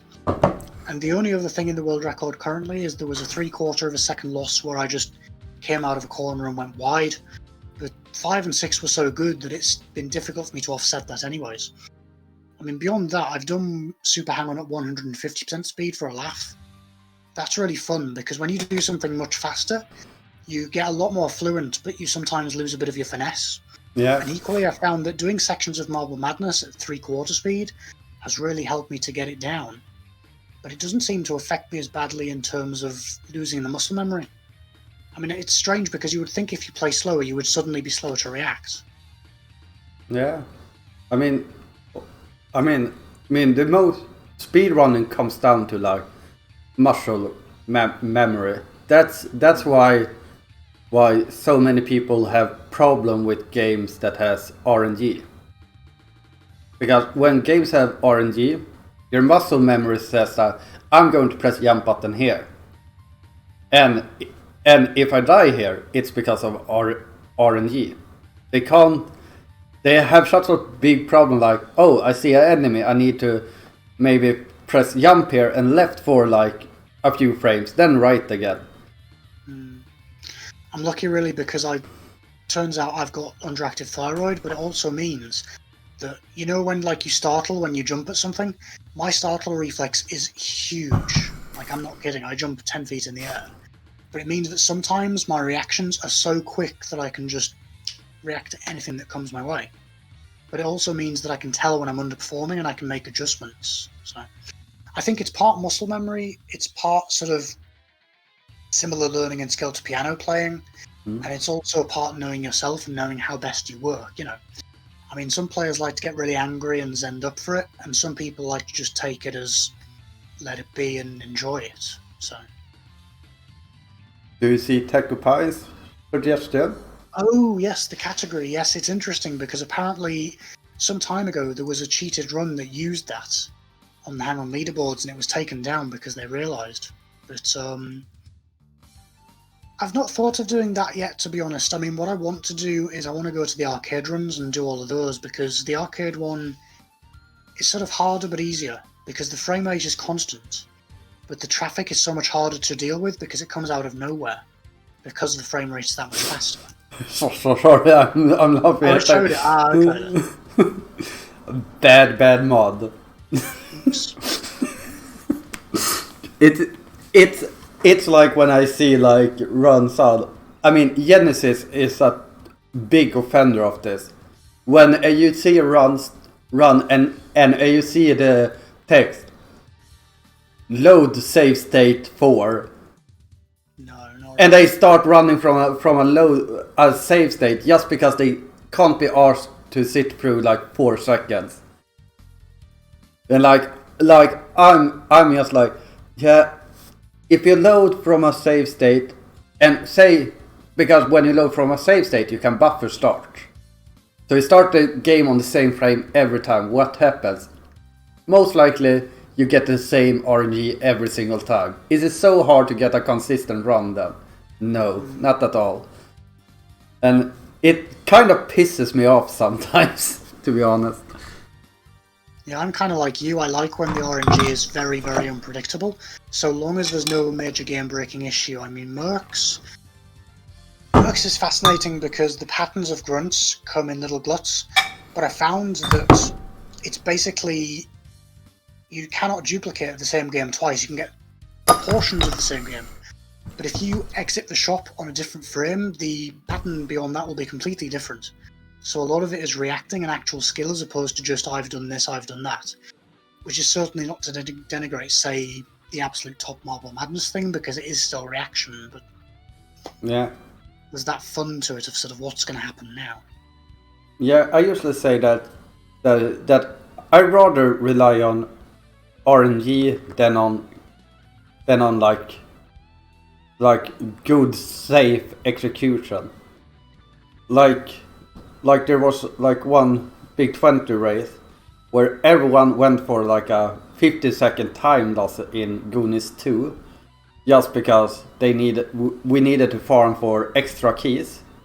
And you could get extra keys by either going into a room and getting keys, which was like 15 to 20 seconds slower, or you could try to kill 3 enemies on some screens and hope for a key drop. And I was like, yeah, I'm just going to kill 3 enemies. I mean, in worst case I don't get lucky and maybe loses a few seconds, but at least I have the chance to gain 15 to 20 seconds rather than not having the chance to gain 15 to 20 seconds. Sure, I also have a chance to lose more than that, but I rather have the chance to gain time than not having chance to gain anything. Yeah, it's like the more opportunities you give yourself to gain time, the better it works out in the end. Be aggressive, yeah. Yeah, because that's something like in races I do. I'm never the best player. I'm probably like maybe a top player, but I'm never the best player. So I gotta go for like, not gotta, but I probably need to go for those and hope that most of them work out to have a chance to win a race. And sometimes it loses me the race as well, but... I think I can say the same for Super Hang-On. I don't feel like I'm the best player of it in terms of just... I can't start up cold and produce fire, I need to warm up. And there are times when in Expert I'll crash 4 or 5 times and feel like a total beginner still. But there are times that conversely when I'll go for every single gap in every single sector until maybe about 10 or 11, 12 in. And then I'll say, okay, I'm 5-6 seconds ahead here, I can cool my jets a bit. But if I want to get something really good, I'll have to go for a 10-20 something. And for that, I will basically have to play perfectly for about 15 stages. That will be a good challenge. Yeah, and I feel like it feels really, really good to finish a run which have like so many places where you take so high risk, but also maybe high risk, high rewards, or even like high risk and low reward. But if you manage to get a run through that's actually good, you feel so much better than a run that's have no risk, but it's perfect. Yes. Yeah. Like, imagine, would you feel great about getting a... Say you're playing Super Mario Brothers. You do no flagpole glitch, you do no wall jumps, you do no wrong warps or anything, and you maybe get a solid... I don't know what the good time is, like 505? Or going for flagpole glitches, doing wall jumps and getting a 459, which isn't a super good time when you going for all that, but what would feel the best? I think something like that, it depends on context. I mean, Castle of Illusion, I got to maybe 1420, 1410 before I started doing a lot of the glitches because they were so low reward for me. They were killing too many of my runs. But I wasn't unwilling to try them, I just needed to give myself a percentage of runs through to completion. But then once I get to that point where there's like, it's like in golf, once you're at par, you really, really want to push. So I mean, in Mercs, there's a thing where you can try and avoid using a Mega Crash Bomb on the first two bosses, and if you avoid it on both, you can save like 3 or 4 seconds for the rest of the run. You can even cancel out the lag that you get. So there are some times when I'll do that for a session, and there are some I'll play it safe. So yeah, I guess there's different ways to look at it, basically.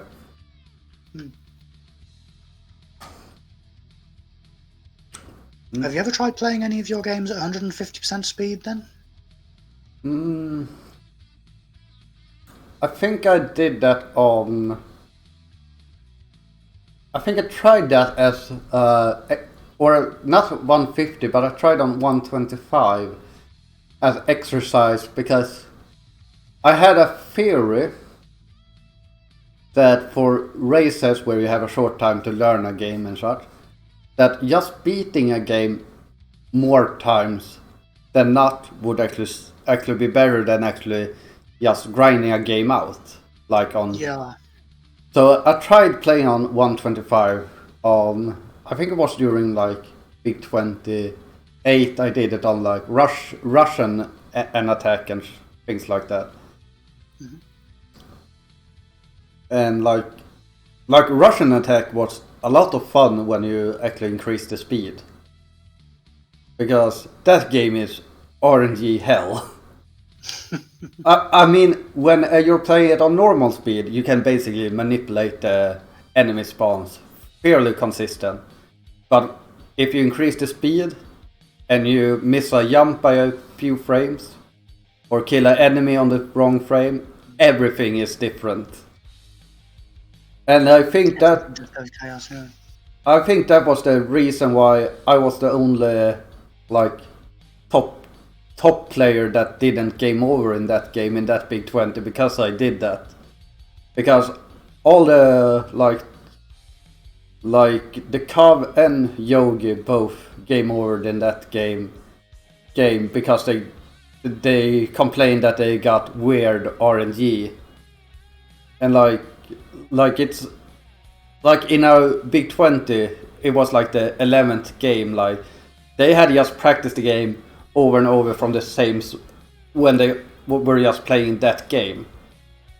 And when you're in a race, like 1.5 hour in, you're nervous because you're in the big spotlight.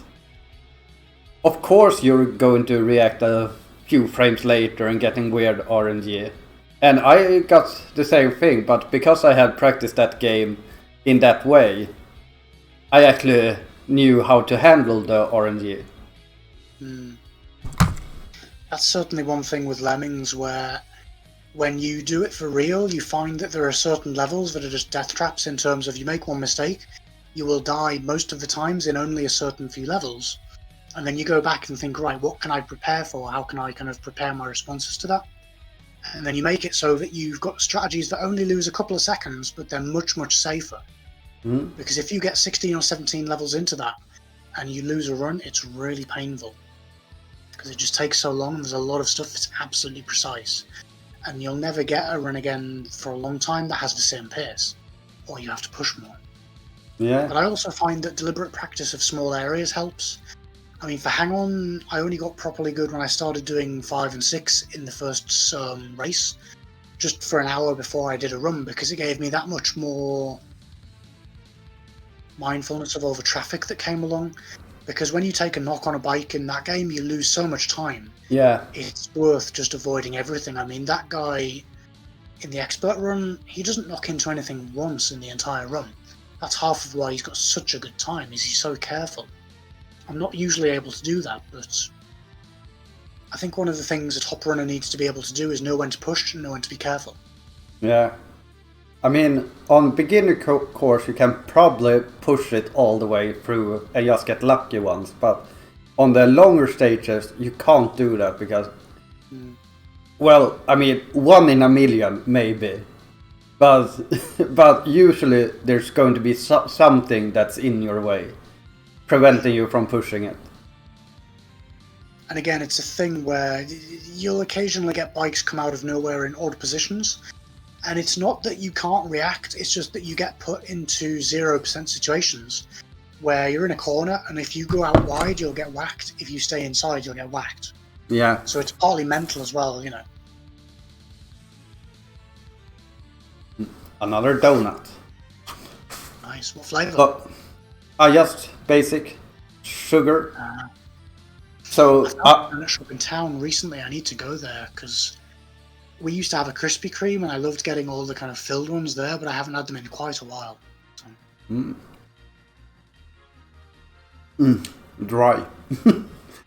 but I see Free Creepio wants a category for playing Super Mario Bros. On PAL, or Super Mario Bros. PAL on an NTSC console. And Right.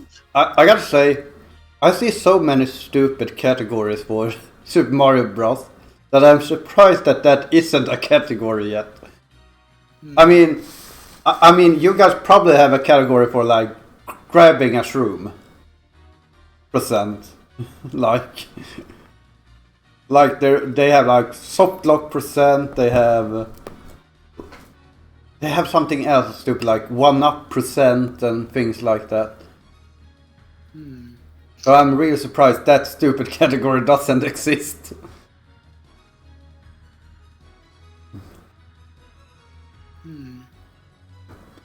What's the most stupid category you know of in any game?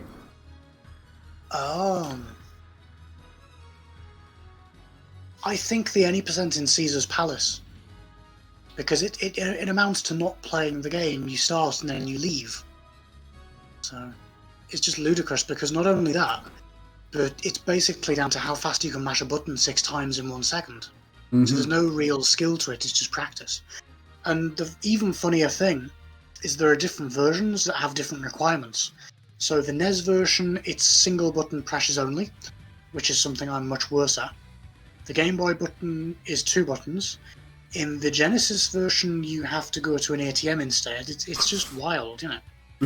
But, I mean, even funnier is the one where you have to try and get $140,000 as quickly as you can. And it turns out that there are frame-perfect spins on the wheel for that. And I did research into what the best way of doing it was, and I tried to get this one particular one on like 1079 frame every time, and for some reason I couldn't get that. But when I switched it to an even-numbered frame, I was doing it much more consistently. So that was a fun hour of my life. Yeah. I'm trying to think of some really stupid categories, but I can't. They're so now I'm stuck at Super Mario Brothers. But I guess like some categories feels like they just make up just to get to say I have the world record. Like a big offender in that game is, or in that is like Zelda Link to a Past. Like they have like Master Sword %, they have Aghanim %, which if you're going for like Master Sword %, you just skip like the Moon Pearl or something. So you can't do Master Sword % and go for a full run because you need a Moon Pearl to complete the game. And like you have the Mirror Shield, which is another category which is just weird. I mean, at the same time though, that sort of makes it easier for new runners in that game. Because Zelda is one of the marquee games. It's like the Mario 64 where there's so much to it. It's almost letting new players come in, you know. Yeah, I guess that's true that you can pick a shorter category, but it still feels weird to like Like then I actually like how, like say Phantasy Star 4, they have a category in that game called the CU%, which is basically a third way into the run, and you can still go from CU% and complete the game in a somewhat fashionable time. Like I don't think you skip anything you need to go back and get. So like those categories I can understand a little bit if you like, because that run is like 3 hours long. So I can understand like, yeah, maybe you want to get new players to maybe learn the first hour just to see do they want to keep on pushing, instead of having this big thing where they gotta learn 3 hours to see where they stand. Yeah. I'm not sure I could ever do a 3-hour speedrun. I would be open to doing, say, a number of hours of Super Hang-On consecutively, but I guess that would more be for charity, or sort of... I don't think I could do any more than do 2 sections of Lemmings together at once, because 4 sections of that would just be mind-melting. I see Taco Pie, all those goals present in different FIFA games. Yeah, I can imagine those are basically just kick off, shoot, hope it hits the goal. I mean, as far as racing games, are there any other racing games you want to try? Have you ever tried Super Mario Kart or anything like that? I tried Super Mario Kart, but because you basically need a broken controller to play it at a high level, because if I'm going to do racing games, I want to do it at a top level. Because you need to be able to push left and right inputs at the same time. And for that you need a broken controller or emulator, which the Super Mario Kart community doesn't allow. So you basically need to get a controller, break it, and then play. So maybe I've been considering like Mario Kart Double Dash actually. Right. Because that's a game which is... it's pretty similar to F-Zero games actually, in a way. A lot of left to right inputs. Like a lot of sliding. So I think I would be pretty decent at that. I mean, I did some Formula 197 arcade speedrunning a while back, and there was a few years ago, it wasn't speedrunning per se, but I was practicing doing the Monaco track in actual race conditions, and that was quite satisfying. Because I found that the fastest time I found on the internet, I was able to beat that by a little bit. So that's just kind of like a reasonable gaming challenge, if you will. But I mean, I know Taco does Super Monaco Grand Prix. I could never do anything like that where I'm manually shifting gears. I don't know how anyone can do that. Because I would always fumble it so badly. Yeah, I mean, racing games is something I really, really like. Outrun is something I want to get into at some point. But like, I've done like Mark Rider for NES. You probably know what game that is. No. Basically, it's an impossible game, which no one wanted to complete a loop of, because it was impossible to do it without dying, basically. Because that game has so much R&D. And of course, the person, as you probably noticed, I want to go for the best possible time. So I picked the shortest track, even though they were the most RNG heavy. So I managed to get a time in there, and only one more person has. Well, I guess Team R has beaten a loop as well. I think he beat 2 loops actually. But besides that, I think the only one that has speedrun it is Chambers. And he did the safe route and got like a 2 minutes slower time. And then I did F1 Racing for the Famicom. That was a really fun game because you need to like there's a secret, but still not a secret because it's in the manual, but you need to reach like a top speed of 495 on a straightaway, And when you do that, it will unlock super speed, so you can go like super fast.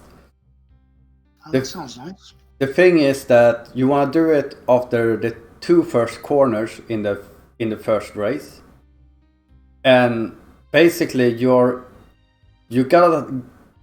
lose speed when you turn, so you gotta drive straight as much as possible during corners, basically. So if the corner is like this, you wanna turn early, so then when you start driving right and come out of the corner, you're on the outside of the corner, just to be able to reach the max speed you need. And basically you reach it right before you go out of track. Right, just like a normal racing game, really, in terms of the lines. Yeah.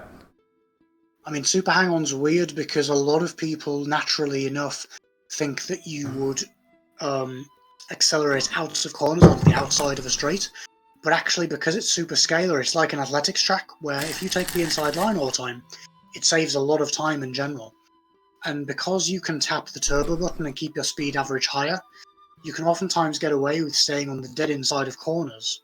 And if you brake accurately and slow down early, you can accelerate out of corners after that and then, do what you need to do there. So. Yeah. Yeah, I definitely think I will try Super Hang-On at some point. It's a game that you don't really need to like practice. I mean, of course it helps to practice, but like you can turn it on at any time and like do a run just for fun. And I don't think a run takes that long, right? Is it like 5-6 minutes the beginner course is? Yeah, 5-6 for the beginner. Expert is maybe 25. So it's easy enough to just do a whole load of runs. You can break it down into segments. I mean, when I did the practice, when I started learning it, I would break the courses down into 2-second chunks and then just rehearse them over and over again and work on the times and keep logs of my best times so I knew how I was improving and where I needed to work on. It's pretty easy like that, like any game, really. Yeah. I mean, the best part is that you actually get you do get your section time, so you can actually watch how you're improving. Yeah. I think that's why I liked F-Zero so much, because it was so easy to actually see your progress without having a timer on the side, basically.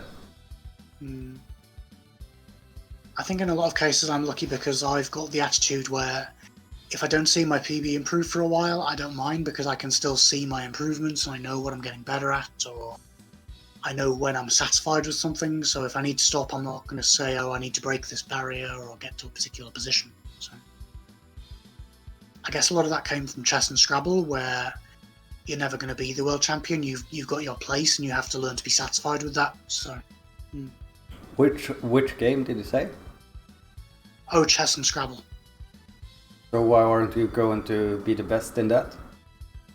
Well, just they're so big, there's so much to learn. I mean, at chess, people are grandmasters age 12, 13 now because computer age. Yeah. There's so much to learn. You mean real chess? Yeah. Oh, yes. Oh, yeah. Real life. Yeah. Yeah, then I can imagine it's really rough to become the best. Yeah, I've seen the Chessmaster speedruns though. Those are crazy. That's. Yeah, I've actually done one. It was really weird to do that speedrun, because like the speedrun was like you gotta do like the RNG. My cat is trying to eat my crisp. The RNG like changed every like 6th frame or something. So you needed to time your input, so you couldn't really get a faster time than there was, unless you got a better frame than the other person. And you really needed like super quick inputs, and yeah, just was a really weird speedrun game. Are you a fan of any other mind sports or board games, other hobbies like that? Yeah, I play a lot of board games. Like like last week I talked about I have a board game called Dragon Quest, which we play a lot. Which is basically like you have a empty board and you start from a tower, each player, and you gotta get into the middle to a dragon that guards treasure, and your goal is to get in and out before like 30 turns. And every time you're gonna move, you pick up a room tile and you place it down, move your character in, pick a room card, see what happens. And like you can die in turn 1 sometimes. That have happened fairly often actually. Like I would say that it happens probably more than 1% of the games that someone dies in turn 1. Right. And like I would say like 10% of the games actually ends in someone managing to get some treasure and get out. All other games ends in everyone dying.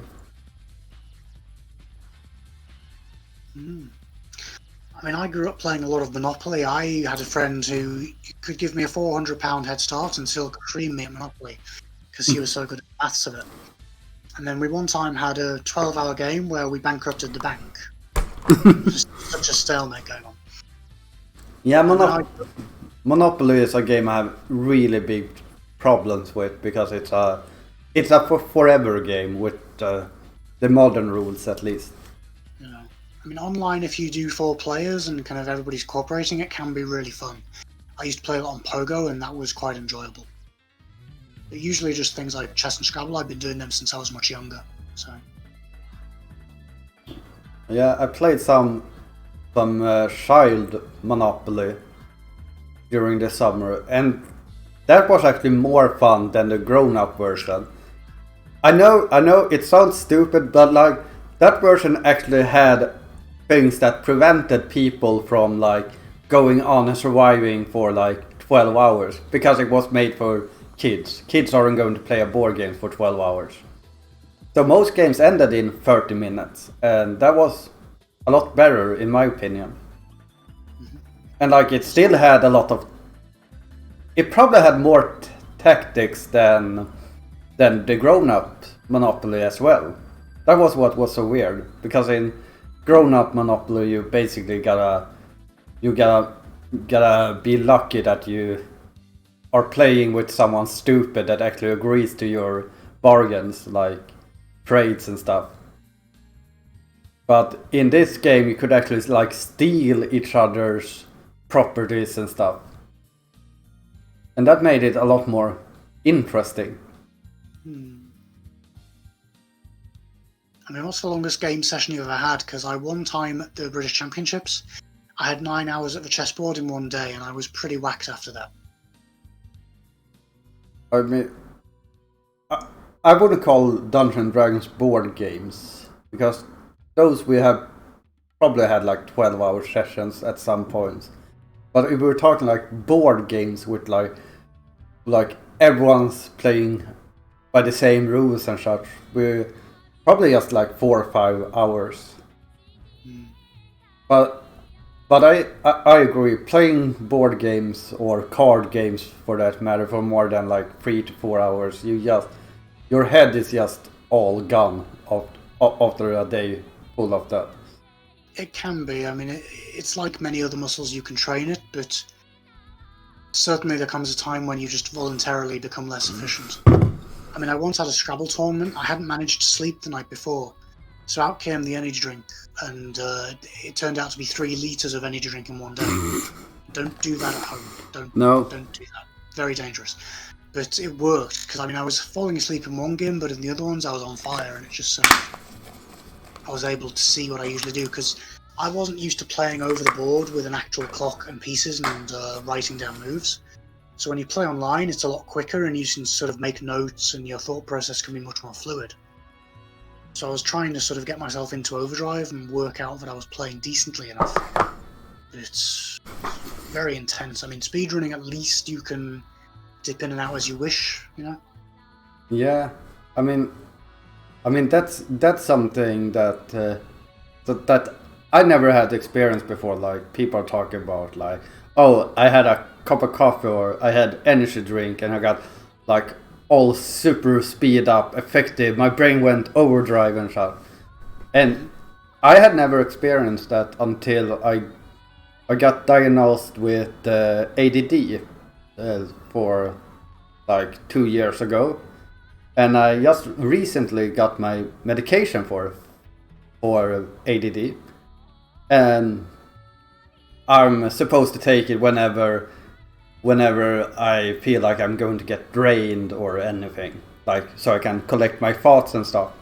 And I took it before a speedrunning session because I felt drained before for it, and I noticed like, oh damn, it was almost like doing illegal drugs for speedrunning because I felt so effective in like my ability to learn and my like the ability to just feel every button press because usually my brain is all over the place. But when I was on the medication that time, it was like everything was just so calm in my head. I could just feel the game and just like it was something different. It's like you can see through time, isn't it? Yeah, kinda. And I think it's not that much different than it's actually for people most of the time, but it's just that I'm used to the chaos in my head. So I think just being able to sit there for like the medication lasts for I think it's 4 hours. So sitting there for 4 hours just actually having no chaos in your head made me like realize like how handicapped I'm usually am with my ADD when I'm doing stuff. Yeah, I feel that. I mean, chess, Scrabble stuff, a lot of it, the enjoyment is the mental peace of being away from the world because the world is stressful. And this is like a puzzle you can solve. It's a peaceful place. It's just you and your thoughts, you know, so... Yeah. I guess there's that to it, and speedrunning is the same in terms of... I mean, I grew up very 24th century. I was raised on a lot of Star Trek and sci-fi. So at the same time as I love competition and breaking world records and getting world records back, a lot of it is just seeing how high I can go, how far I can improve, what I can learn, you know. Yeah. Yeah, I mean, in the end, it's not really about getting world records or anything. It's, I mean, sure, you're happy if your best is good enough for world record, but it's really about just knowing that you pushed yourself to your limit. Then if that limit isn't enough, you should still be happy about it. Even though it might be hard at times. Well, it's always going to be hard. I mean, what matters is how you adjust to it, how you cope. Yeah. I'm sure you've had long droughts on speedruns where you're thinking, what have I done wrong? Or what am I doing wrong? Or what have I got to do to get this to work again? And then it just clicks suddenly, and then you get the periods where you can't put a foot wrong even when you know you're playing badly. Everything works for you and you're like, yes. Yeah, I mean, I've been having a long drought like that. But I think to be successful in speedrunning, you also need to be someone successful, not successful, but you need to have your life around yourself also kinda in place. Because when you're speedrunning, you're sitting there, it's usually just you and the game. Sure, maybe you have a few viewers, but most of the time you're in your own head. And if for me for example, when I didn't know where I was going to live in 2 months, I didn't know if I would have work in 2 months, I didn't know anything basically. And having all that while trying to focus on speedrunning is really hard, because in a way you know that what you do in speedrunning doesn't really matter. So in theory you're sitting there wasting your time, which you could actually use to maybe fix the things outside of speedrunning to make your speedrunning better. So it's a little bit of a dilemma there if you don't actually have your outside life in a good place as well, in my opinion.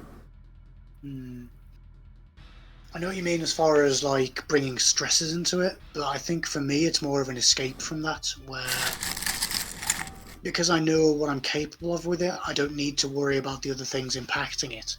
Unless it's the thumbnail, which was... I wouldn't mind, but it's happened literally today. Part of it came off again, and I'm trying to get it back so I can play Mercs. And it just keeps on breaking, and I'm thinking, okay, God wants me to stop playing Mercs now. I've got superpower, still I'm okay. Unless my finger falls off leprosy. Something like that. Well, no pain, no gain. World record. Yeah. Imagine just crying in the world record video with blood coming off your thumb, like the most epic world record video ever. There's an old meme, I don't know if you've seen it, so there's an old GIF of a person typing and typing and typing faster and faster. His fingers turn into bloody stumps and then he starts smashing his head on the keyboard and breaking himself. This is exactly the same thing. Yeah. I mean, sometimes you gotta push yourself that extra little bit. There have been times when I've literally stood here growling at the screen, just sort of willing myself to get through at the end. And then I look back and I think, okay, that's a little bit much. Yeah, I mean, when I look back at how I used to speedrun F-Zero back when I was like 16, 17 years old, I remember there was one point a new skip for a stage was found, and I was determined to be the first person to do a sub 3 minute time of that track with this new skip, because it saved like 20-30 seconds, so it was quite big. But it was really hard at the time to get a run. And I remember I played for 24 hours straight, just that track, to get that time. And that's something I would never do now. But back then it felt so freaking important to be the first one to get a sub 3 in that stage. I mean, certainly I'm willing to do hours and hours of grinding, but there are times when I'll start a session and within half an hour I'll know I can't get there because it's just not there today. And then there are times when I need to play for a few hours to get the run because it's everything's perfect. You know, you get that thing where sometimes you're overreacting, sometimes you can't see it. If you're in the middle, exploit it while you can. Yeah. I actually don't think I have like off days or on days. I probably have more like when I was grinding Gold School was a great example. When I did like, I could do it like 5-6 hours streams, and like when I was I could go like 1 hour, and I was saying it on stream like, yeah, we're not getting any runs now for quite a while, and just doing runs, failing over and over again, because I knew that currently it's not going to happen.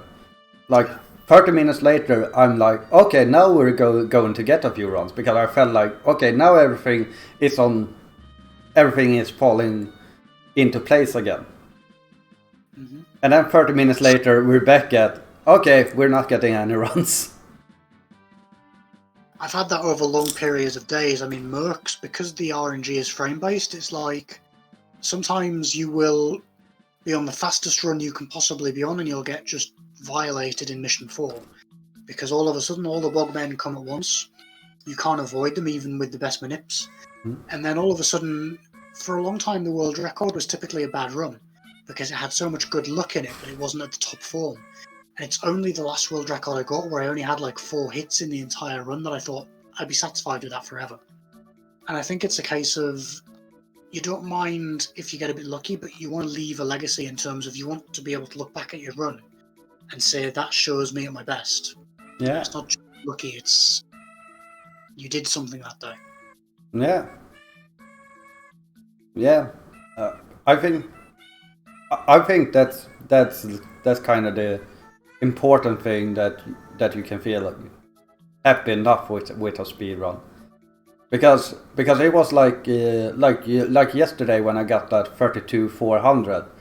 it was still a great time. But I said directly like yeah, I'm not happy with this because the movement was wrong. And then when I got the other time, I was like, yeah, this one I'm happy with, even if it's not world record, but it was world record, but still like even if that wouldn't have been world record, I would still have been happy enough with that time because it felt good all the way through. Yeah. And what are your plans for the week ahead? He said, forgetting it was Monday. Yeah. Well, I was going to try to figure out what I wanted to do after this talk point here. I might just fire up some Momono Hunter Yoke and start the grind. And then I will see whatever I will do. I'm still on the lookout for Famicom. I did get an answer back from a store here in Sweden telling me they had a AV Famicom. So I'm still waiting for a reply again if I can buy it before they put it out.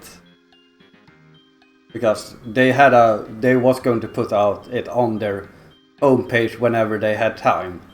So I'm trying to buy it before they put it out there. It will be a little bit more expensive than eBay, but I feel like it's so much easier buying from a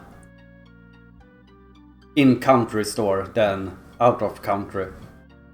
That does sound like a big thing, yeah. Because I don't know how, like, if I need to pay taxes on the thing I'm buying and stuff like that.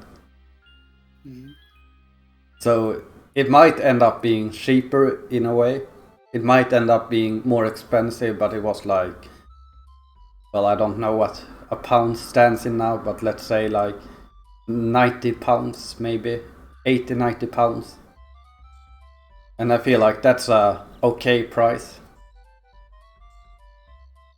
So I'm hoping to be able to get a NES soon, because there are a few NES games I would like to run on real console. Yeah, I imagine it must make a difference psychologically as well, just knowing there's no input lag. I know that when I did Mercs on my flat TV, basically, even with the flat TV, it felt much, much smoother. In theory, I should try and get an Elgato at some point, because I feel like if I do it on the flat TV, even or a CRT, I'll probably knock half a second off the record straight there, just from the lack of input lag causing little adjustments, you know. Yeah, I mean, I felt the same way every time I've been on a ESA. I always play on real consoles, and when I play the games I'm going to play there, I always feel like, oh, I'm much better at this here.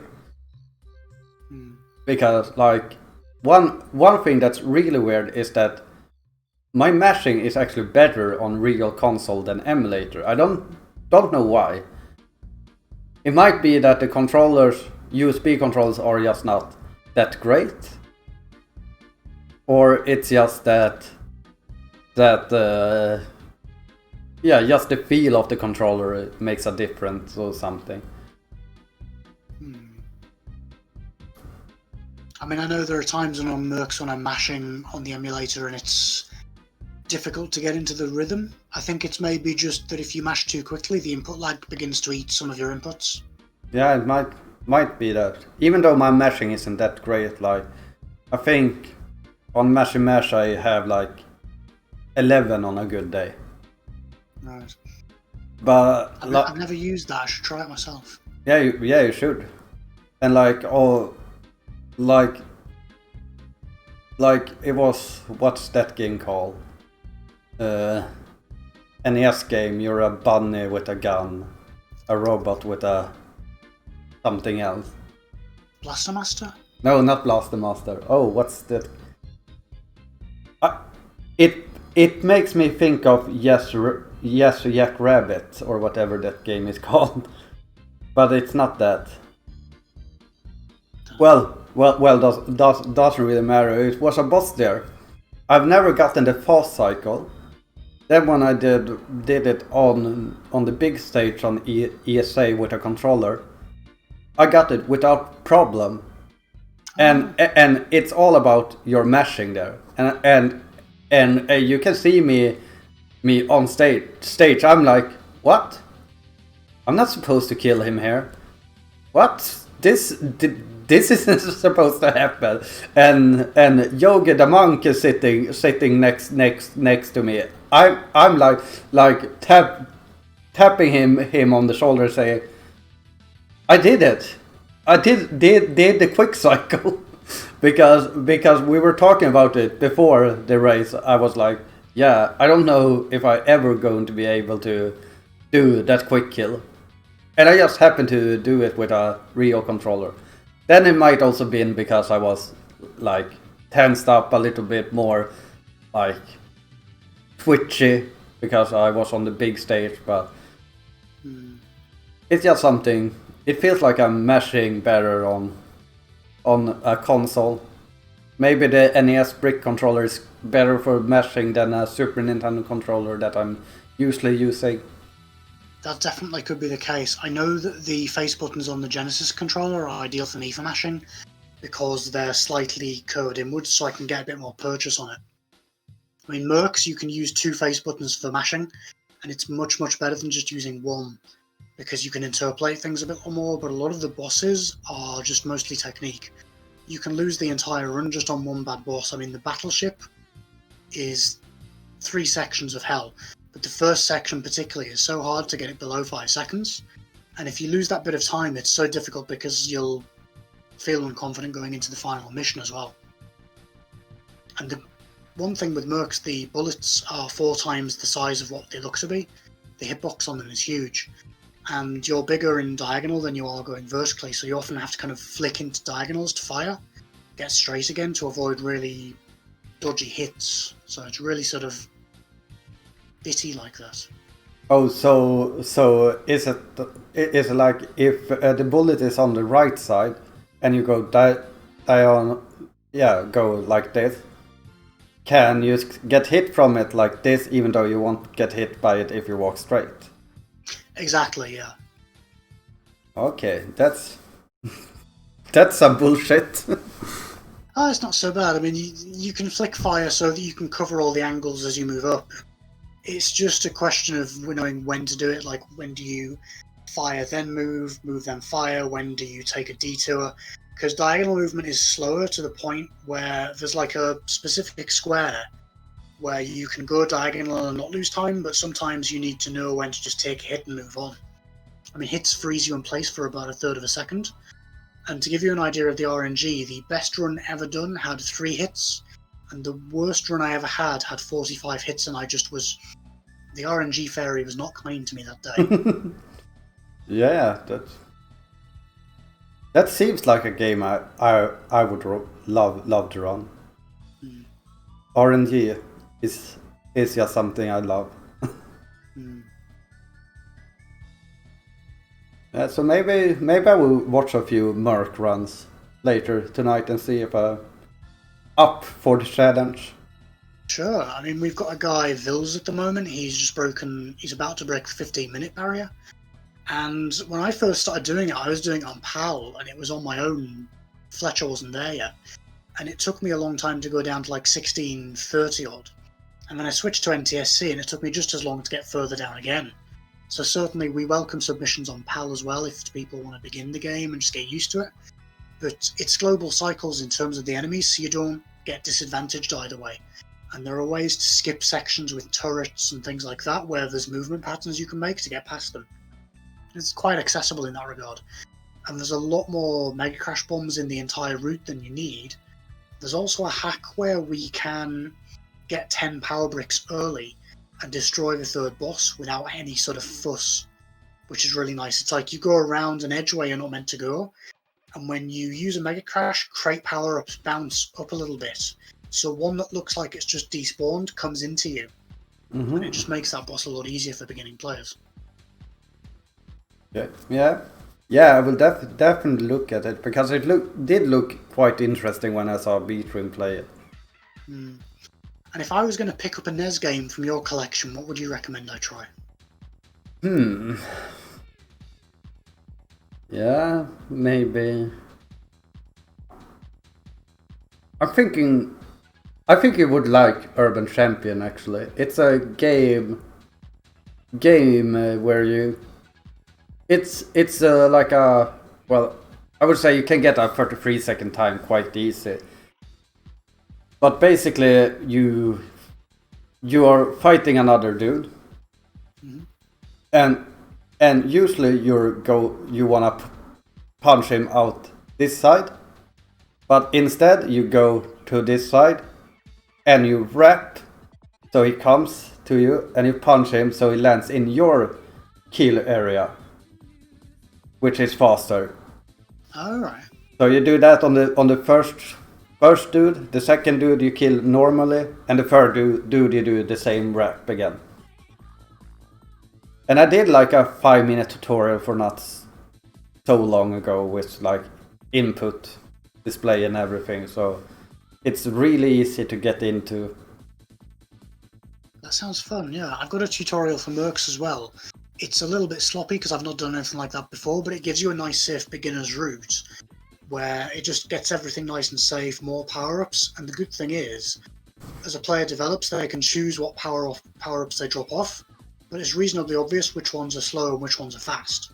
Yeah. So like there are some where you can go into a shop, get extra medals, get more power-ups and mercs, or you can just drop certain ones off that you feel you don't need when it's kind of...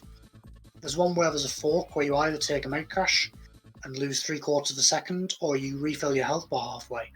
So there's this sort of lots of modular choices in it. Yeah. Yeah, I will definitely look at some of the speed runs to see if it actually looks fun. But as I said, I'm always looking for games to play, and I know that B-Trim actually has been kinda hinting on a new Master 15 maybe happening. Ooh. So that would be a lot of fun, because that's one of the multi-game races I haven't done, which I really wanna do. So if they do another Master 15, I'm definitely joining. I've got this sudden image of suggesting to him that he inserted the Fun 30 of Lemmings into that, just to like mess with you all. I mean, as long as the goal isn't that long, it's quite possible it might be in there. I would love to see that. I mean, for me, for a multi-game race to be really good, you need a really, really crappy game in it. Right, so like Elf. Yeah, exactly. Like a game that no one really wanna play, but the other games makes it up. So you have to play that game as well. Like when Dark Casual was in a Mega 16 was a great example, because who really wanna play Dark Casual for the Genesis? You apparently. Well, I only played it because of the Mega 16, and I haven't played it since, because no one have beaten my time. But if someone does, I might come back to it, but I'm not sure. Okay.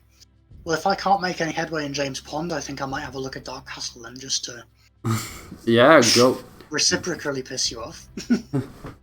I mean, there is definitely room for improvements in that record, because my world record is actually not the real world record, because I did get a faster time, but my recording got screwed up during the final 3 seconds of the run.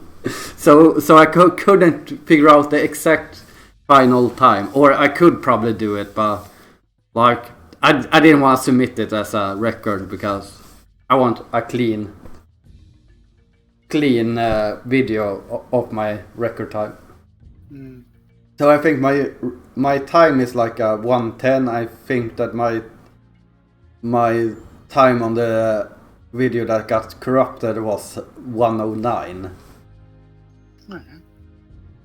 So a 1:09 is definitely possible.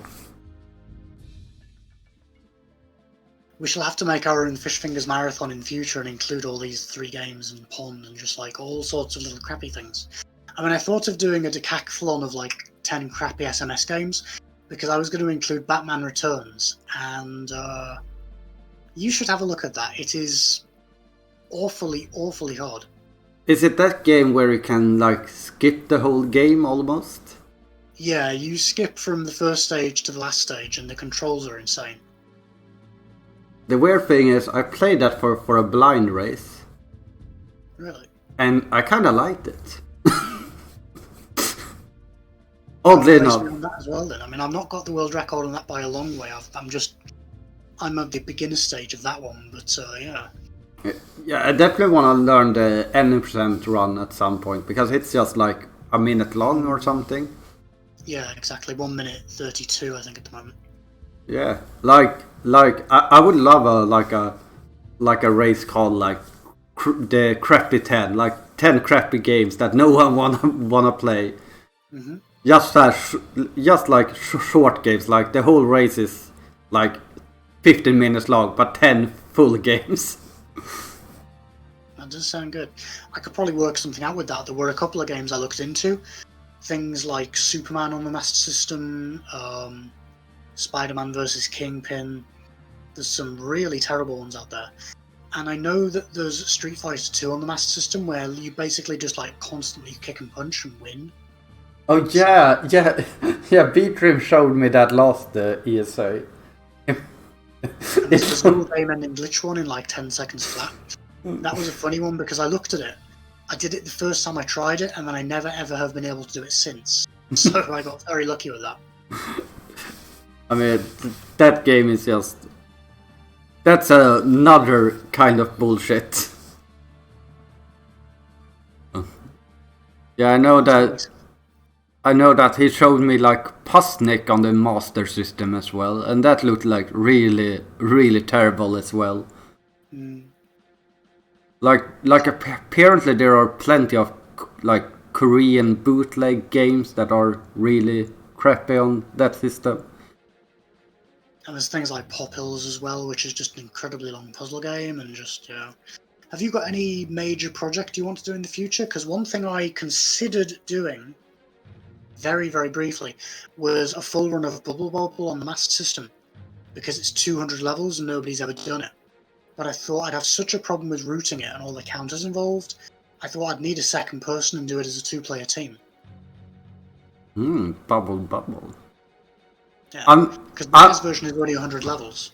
Yeah, I'm really not good at Bubble Bubble. But maybe I will... I didn't know the Master System even had Bubble Bubble.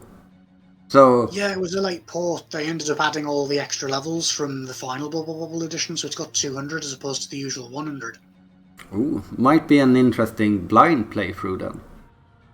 True. So, yeah, maybe before I say yes, I should try and play the blind playthrough just to see what kind of routing you can do. I'm going to assume that you can get umbrellas in that version as well and skip levels and... Yeah, it's all based on counters. I mean, the NES one is fully countered and sort of explained. It's just like it would be a nightmare to keep track of all that in your head during a run. So... Yeah. In 200 levels, it would take hours. That's my only stumbling block, really. If it was not so long, I honestly would have done it by now. I'm just that much of a nerd. Yeah, but I will try and play it casually first, and I will come back to you when I have played it casually. Because it feels stupid to say yes now when I haven't even seen the game. Yeah. But yeah, that seems like something interesting, because, as I said, I didn't know the Master System even had Bubble Bubble. So, is it a good Bubble Bubble or a bad Bubble Bubble? Generally, it's held to be the best port of all. They put a lot of love into it. Oh. Really smooth, good graphics, good sound, just solid all around. Interesting. Yeah. Well, thanks for giving me a casual game to play as well. Sure. Now, as for real life, I've been selling stuff on eBay lately. I don't know if anybody here will be interested, but I'm currently planning to sell some Sonic the Comics. So there were 2 variations of that. There was like the Archie ones in the USA, and there's the UK Sonic comics, and I've got a whole bunch of them. So lately I've been cutting whole lots of corrugated cardboard to make sandwiches, send all that in, which is really fun. Much fun. At one time was 2 hours, and then I had a numb end of my thumbnail. Like the entire end of my thumb was numb, and I thought, okay, both my thumbs are dead now. This is great. And I'm waiting to hear back from a job interview I had at the weekend in a supermarket, which will be like online stuff. So picking orders late at night, which is extra money and less customers in the store because it's closed. So that would be a nice job to have. Yeah. Yeah, that sounds like you have plenty going on. It's been all go this year, basically, everything since the start of the year. I mean, even in the lockdown, I managed to lose a couple of stone because I was just walking around the house constantly. So. Oh yeah, I always forget that other countries actually had lockdowns. Mm-hmm. I'm like, well, I was in lockdown for 5 weeks because I was snibbling a little bit, and like in Sweden, we are still allowed to like do stuff, like go to bars and everything. But if we're sick, we have to stay at home. So like the most annoying part about this pandemic has been like usually because I work with children, so I get usually I do get like sick, like the nose is sniveling a little bit or a sore throat, like that's just normal, you go to work anyways. But now whenever you get a sore throat, you gotta be home for 3 days minimum. Same thing with sniveling nose, and like I'm one of those at work that get sick so easily. So it feels like I'm losing so many days at work. Yeah, that must be an awkward thing. I mean, a couple of years ago I went to try and do a medical trial for like they inject you with the flu or a cold, and they rejected me because I was too healthy. So literally I just was not able to get this virus. So I'm lucky with that. Apart from that, I live with my father anyways, and he's quite vulnerable, so I like to keep him safe. But I've got a whole load of old t-shirts, and I started making masks from those. I should have brought it on, because I've got one with a Zelda t-shirt with like Link and Made the Way of the Hero lead to the Triforce, and that's a face mask now. Okay. So, I was quite pleased with that. Yeah, that sounds... I mean, me and you're making something new out of old things. That's always good. But by the way, how much do you sell those old comic books for? Oh, well, I haven't put a figure on them yet, but I mean, individual ones are going for maybe £4 to £6 online. Oh, that's and then the more valuable, rarer ones will get more, like 20, 30 each. So still, that's not that expensive, really. No, but a lot of people don't have that many issues in very good condition because they rip easily or they've been written in. So yeah, having 130 issues is pretty good. Yeah. I mean, as well as that, I sold a collection of children's books recently for 200 because I had the full set, so that was pretty nice. Yeah, I mean, it's quite nice extra money. It helps. So how has it been since the pandemic has been going on with like income and such for your people in your country? Has it been like, have you gotten any like help with your home economics or? Well, a lot of people were laid off work in terms of being kind of put on leave, and the government paid 80% of their wages for a long time until the end of June, I think it was.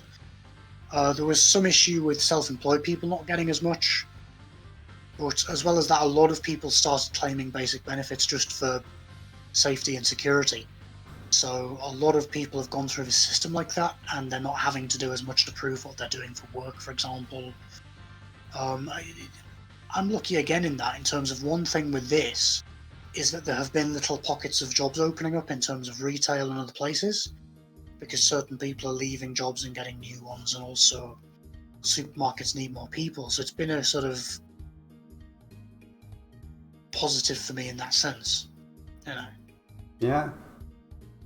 Yeah, I mean, I'm actually really lucky living in a country like Sweden, because like even if I'm unemployed, I would still survive because we can go on. Well, I guess it's called welfare in your country. Basically, we get the rent paid, electric paid, and I think in some places you even get like broadband paid and stuff like that, and then you get like, let's say like 250, 260 pounds to survive on every month. And I mean that you can easily survive on that money.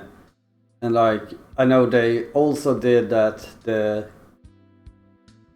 what's that called in English, like when you've been working for a long time and lose your work, you have like unemployed safety or whatever. Oh yeah. Yeah. Unemployment benefit. Yeah, exactly. So they changed it so that every month that you work currently counts as 3 months. So you can much easier get into being allowed to get that money. Right. So I mean, Sweden has been very lucky, or Swedish people have been really lucky with how our society works, at least. I mean, I suppose that's one thing. At least people are kind of showing their better side now. You know, hopefully that stays, because there's a lot going on in the world. yeah, I kind of agree. You really notice that some people, like youth especially, have been a lot more respectful during these times. Like in stores, they aren't like standing super close to you. They are actually giving you space. Before this pandemic, they would just push you away to get in front and stuff like that. So you definitely see the better side of people out in the society, in my opinion, at least.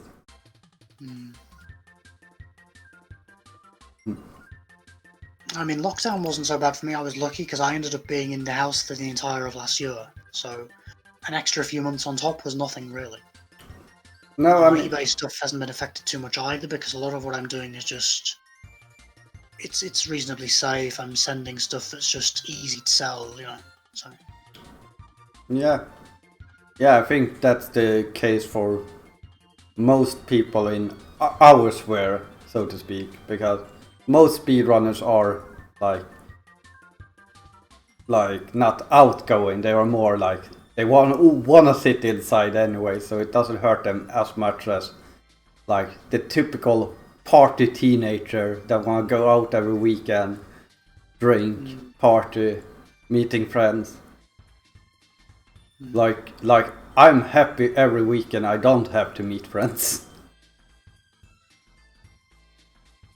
and at the same time, you can meet people online anyways. I mean, a lot of stuff is becoming online now, isn't it? They're talking about people working from home more, studying more. I mean, I did a course online in lockdown myself, and yeah, you think back to like 20 years ago, none of this would be like happening like now, would it? It'd be completely different. Yeah. Well, I'm starting to get tired actually, so maybe we should. You should get some rest. Yeah, maybe. But it was nice having you here. Yeah, it's been good, thanks. And just talking and having fun. I'm going to do a few more James Pond 2 world record attempts in a little while. I need to look back at the last one and see where I gained the time, because it was only 2 frames, but every little helps. Yeah, I will definitely watch you, and I will see if you can get close to it. Well, I'm sure you will get close to it, and hopefully you will beat it. And I did try out... Watch me tie your record and be like, ah! Tie it, oh my god. Well, it's quite possible actually. Hmm. But I did find out that you can get double hits at least. Really? Yeah, I did it with save states. I'm so sorry in advance for when I get that on you now. Yeah. I get the first 31 and you'll be like, oh no, I'm going to do it again. I think you actually can get triple hit before the first don't one. say that. But for that you need to when you go down and hit him, you gotta release down in the right time and hold the jump button to go high enough again to come down again. So you can't do my strat where I did one high jump down, then back on the floor, then jump on him up high and back down.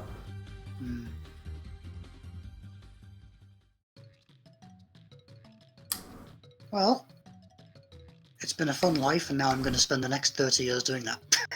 Yeah, just try for the ultimate James Bond time of.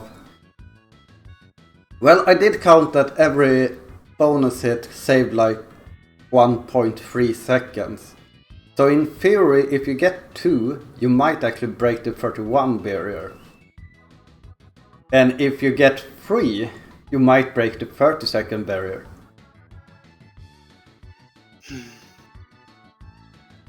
I was doing so well as well. I was coming away from gaming, selling things, living in the real world, and I'm back there again. And I mean, if you somehow find out how to do 4, you can basically get like...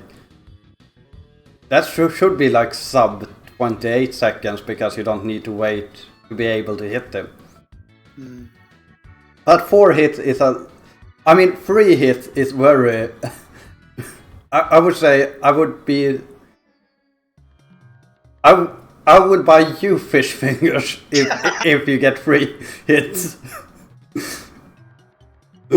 Oh dear. But this is going to make a heck of a story for a marathon one day, I'm sure of that. Yeah, just buying each other fish sticks forth and back. Oh, this has been a good Fika. Excuse the accent. And I will talk to you soon, I'm sure. I'll catch you on stream again sometime soon. I want to see these Mamona runs. Yeah, I'm probably not doing any tonight because I got super tired all of a sudden. Maybe mixing beer and coffee wasn't a great idea. You could have an early night. I'm going to go to sleep in a couple of hours myself and get up about 4 a.m. Yeah. Anyways, thanks for coming, and I will see you. Well, I will cut the stream with this so I can upload it later, but we can say goodbye after, but I will just say goodbye to my viewers here. Bye bye. Bye bye. Take care, and I will host someone in a few minutes. Bye bye.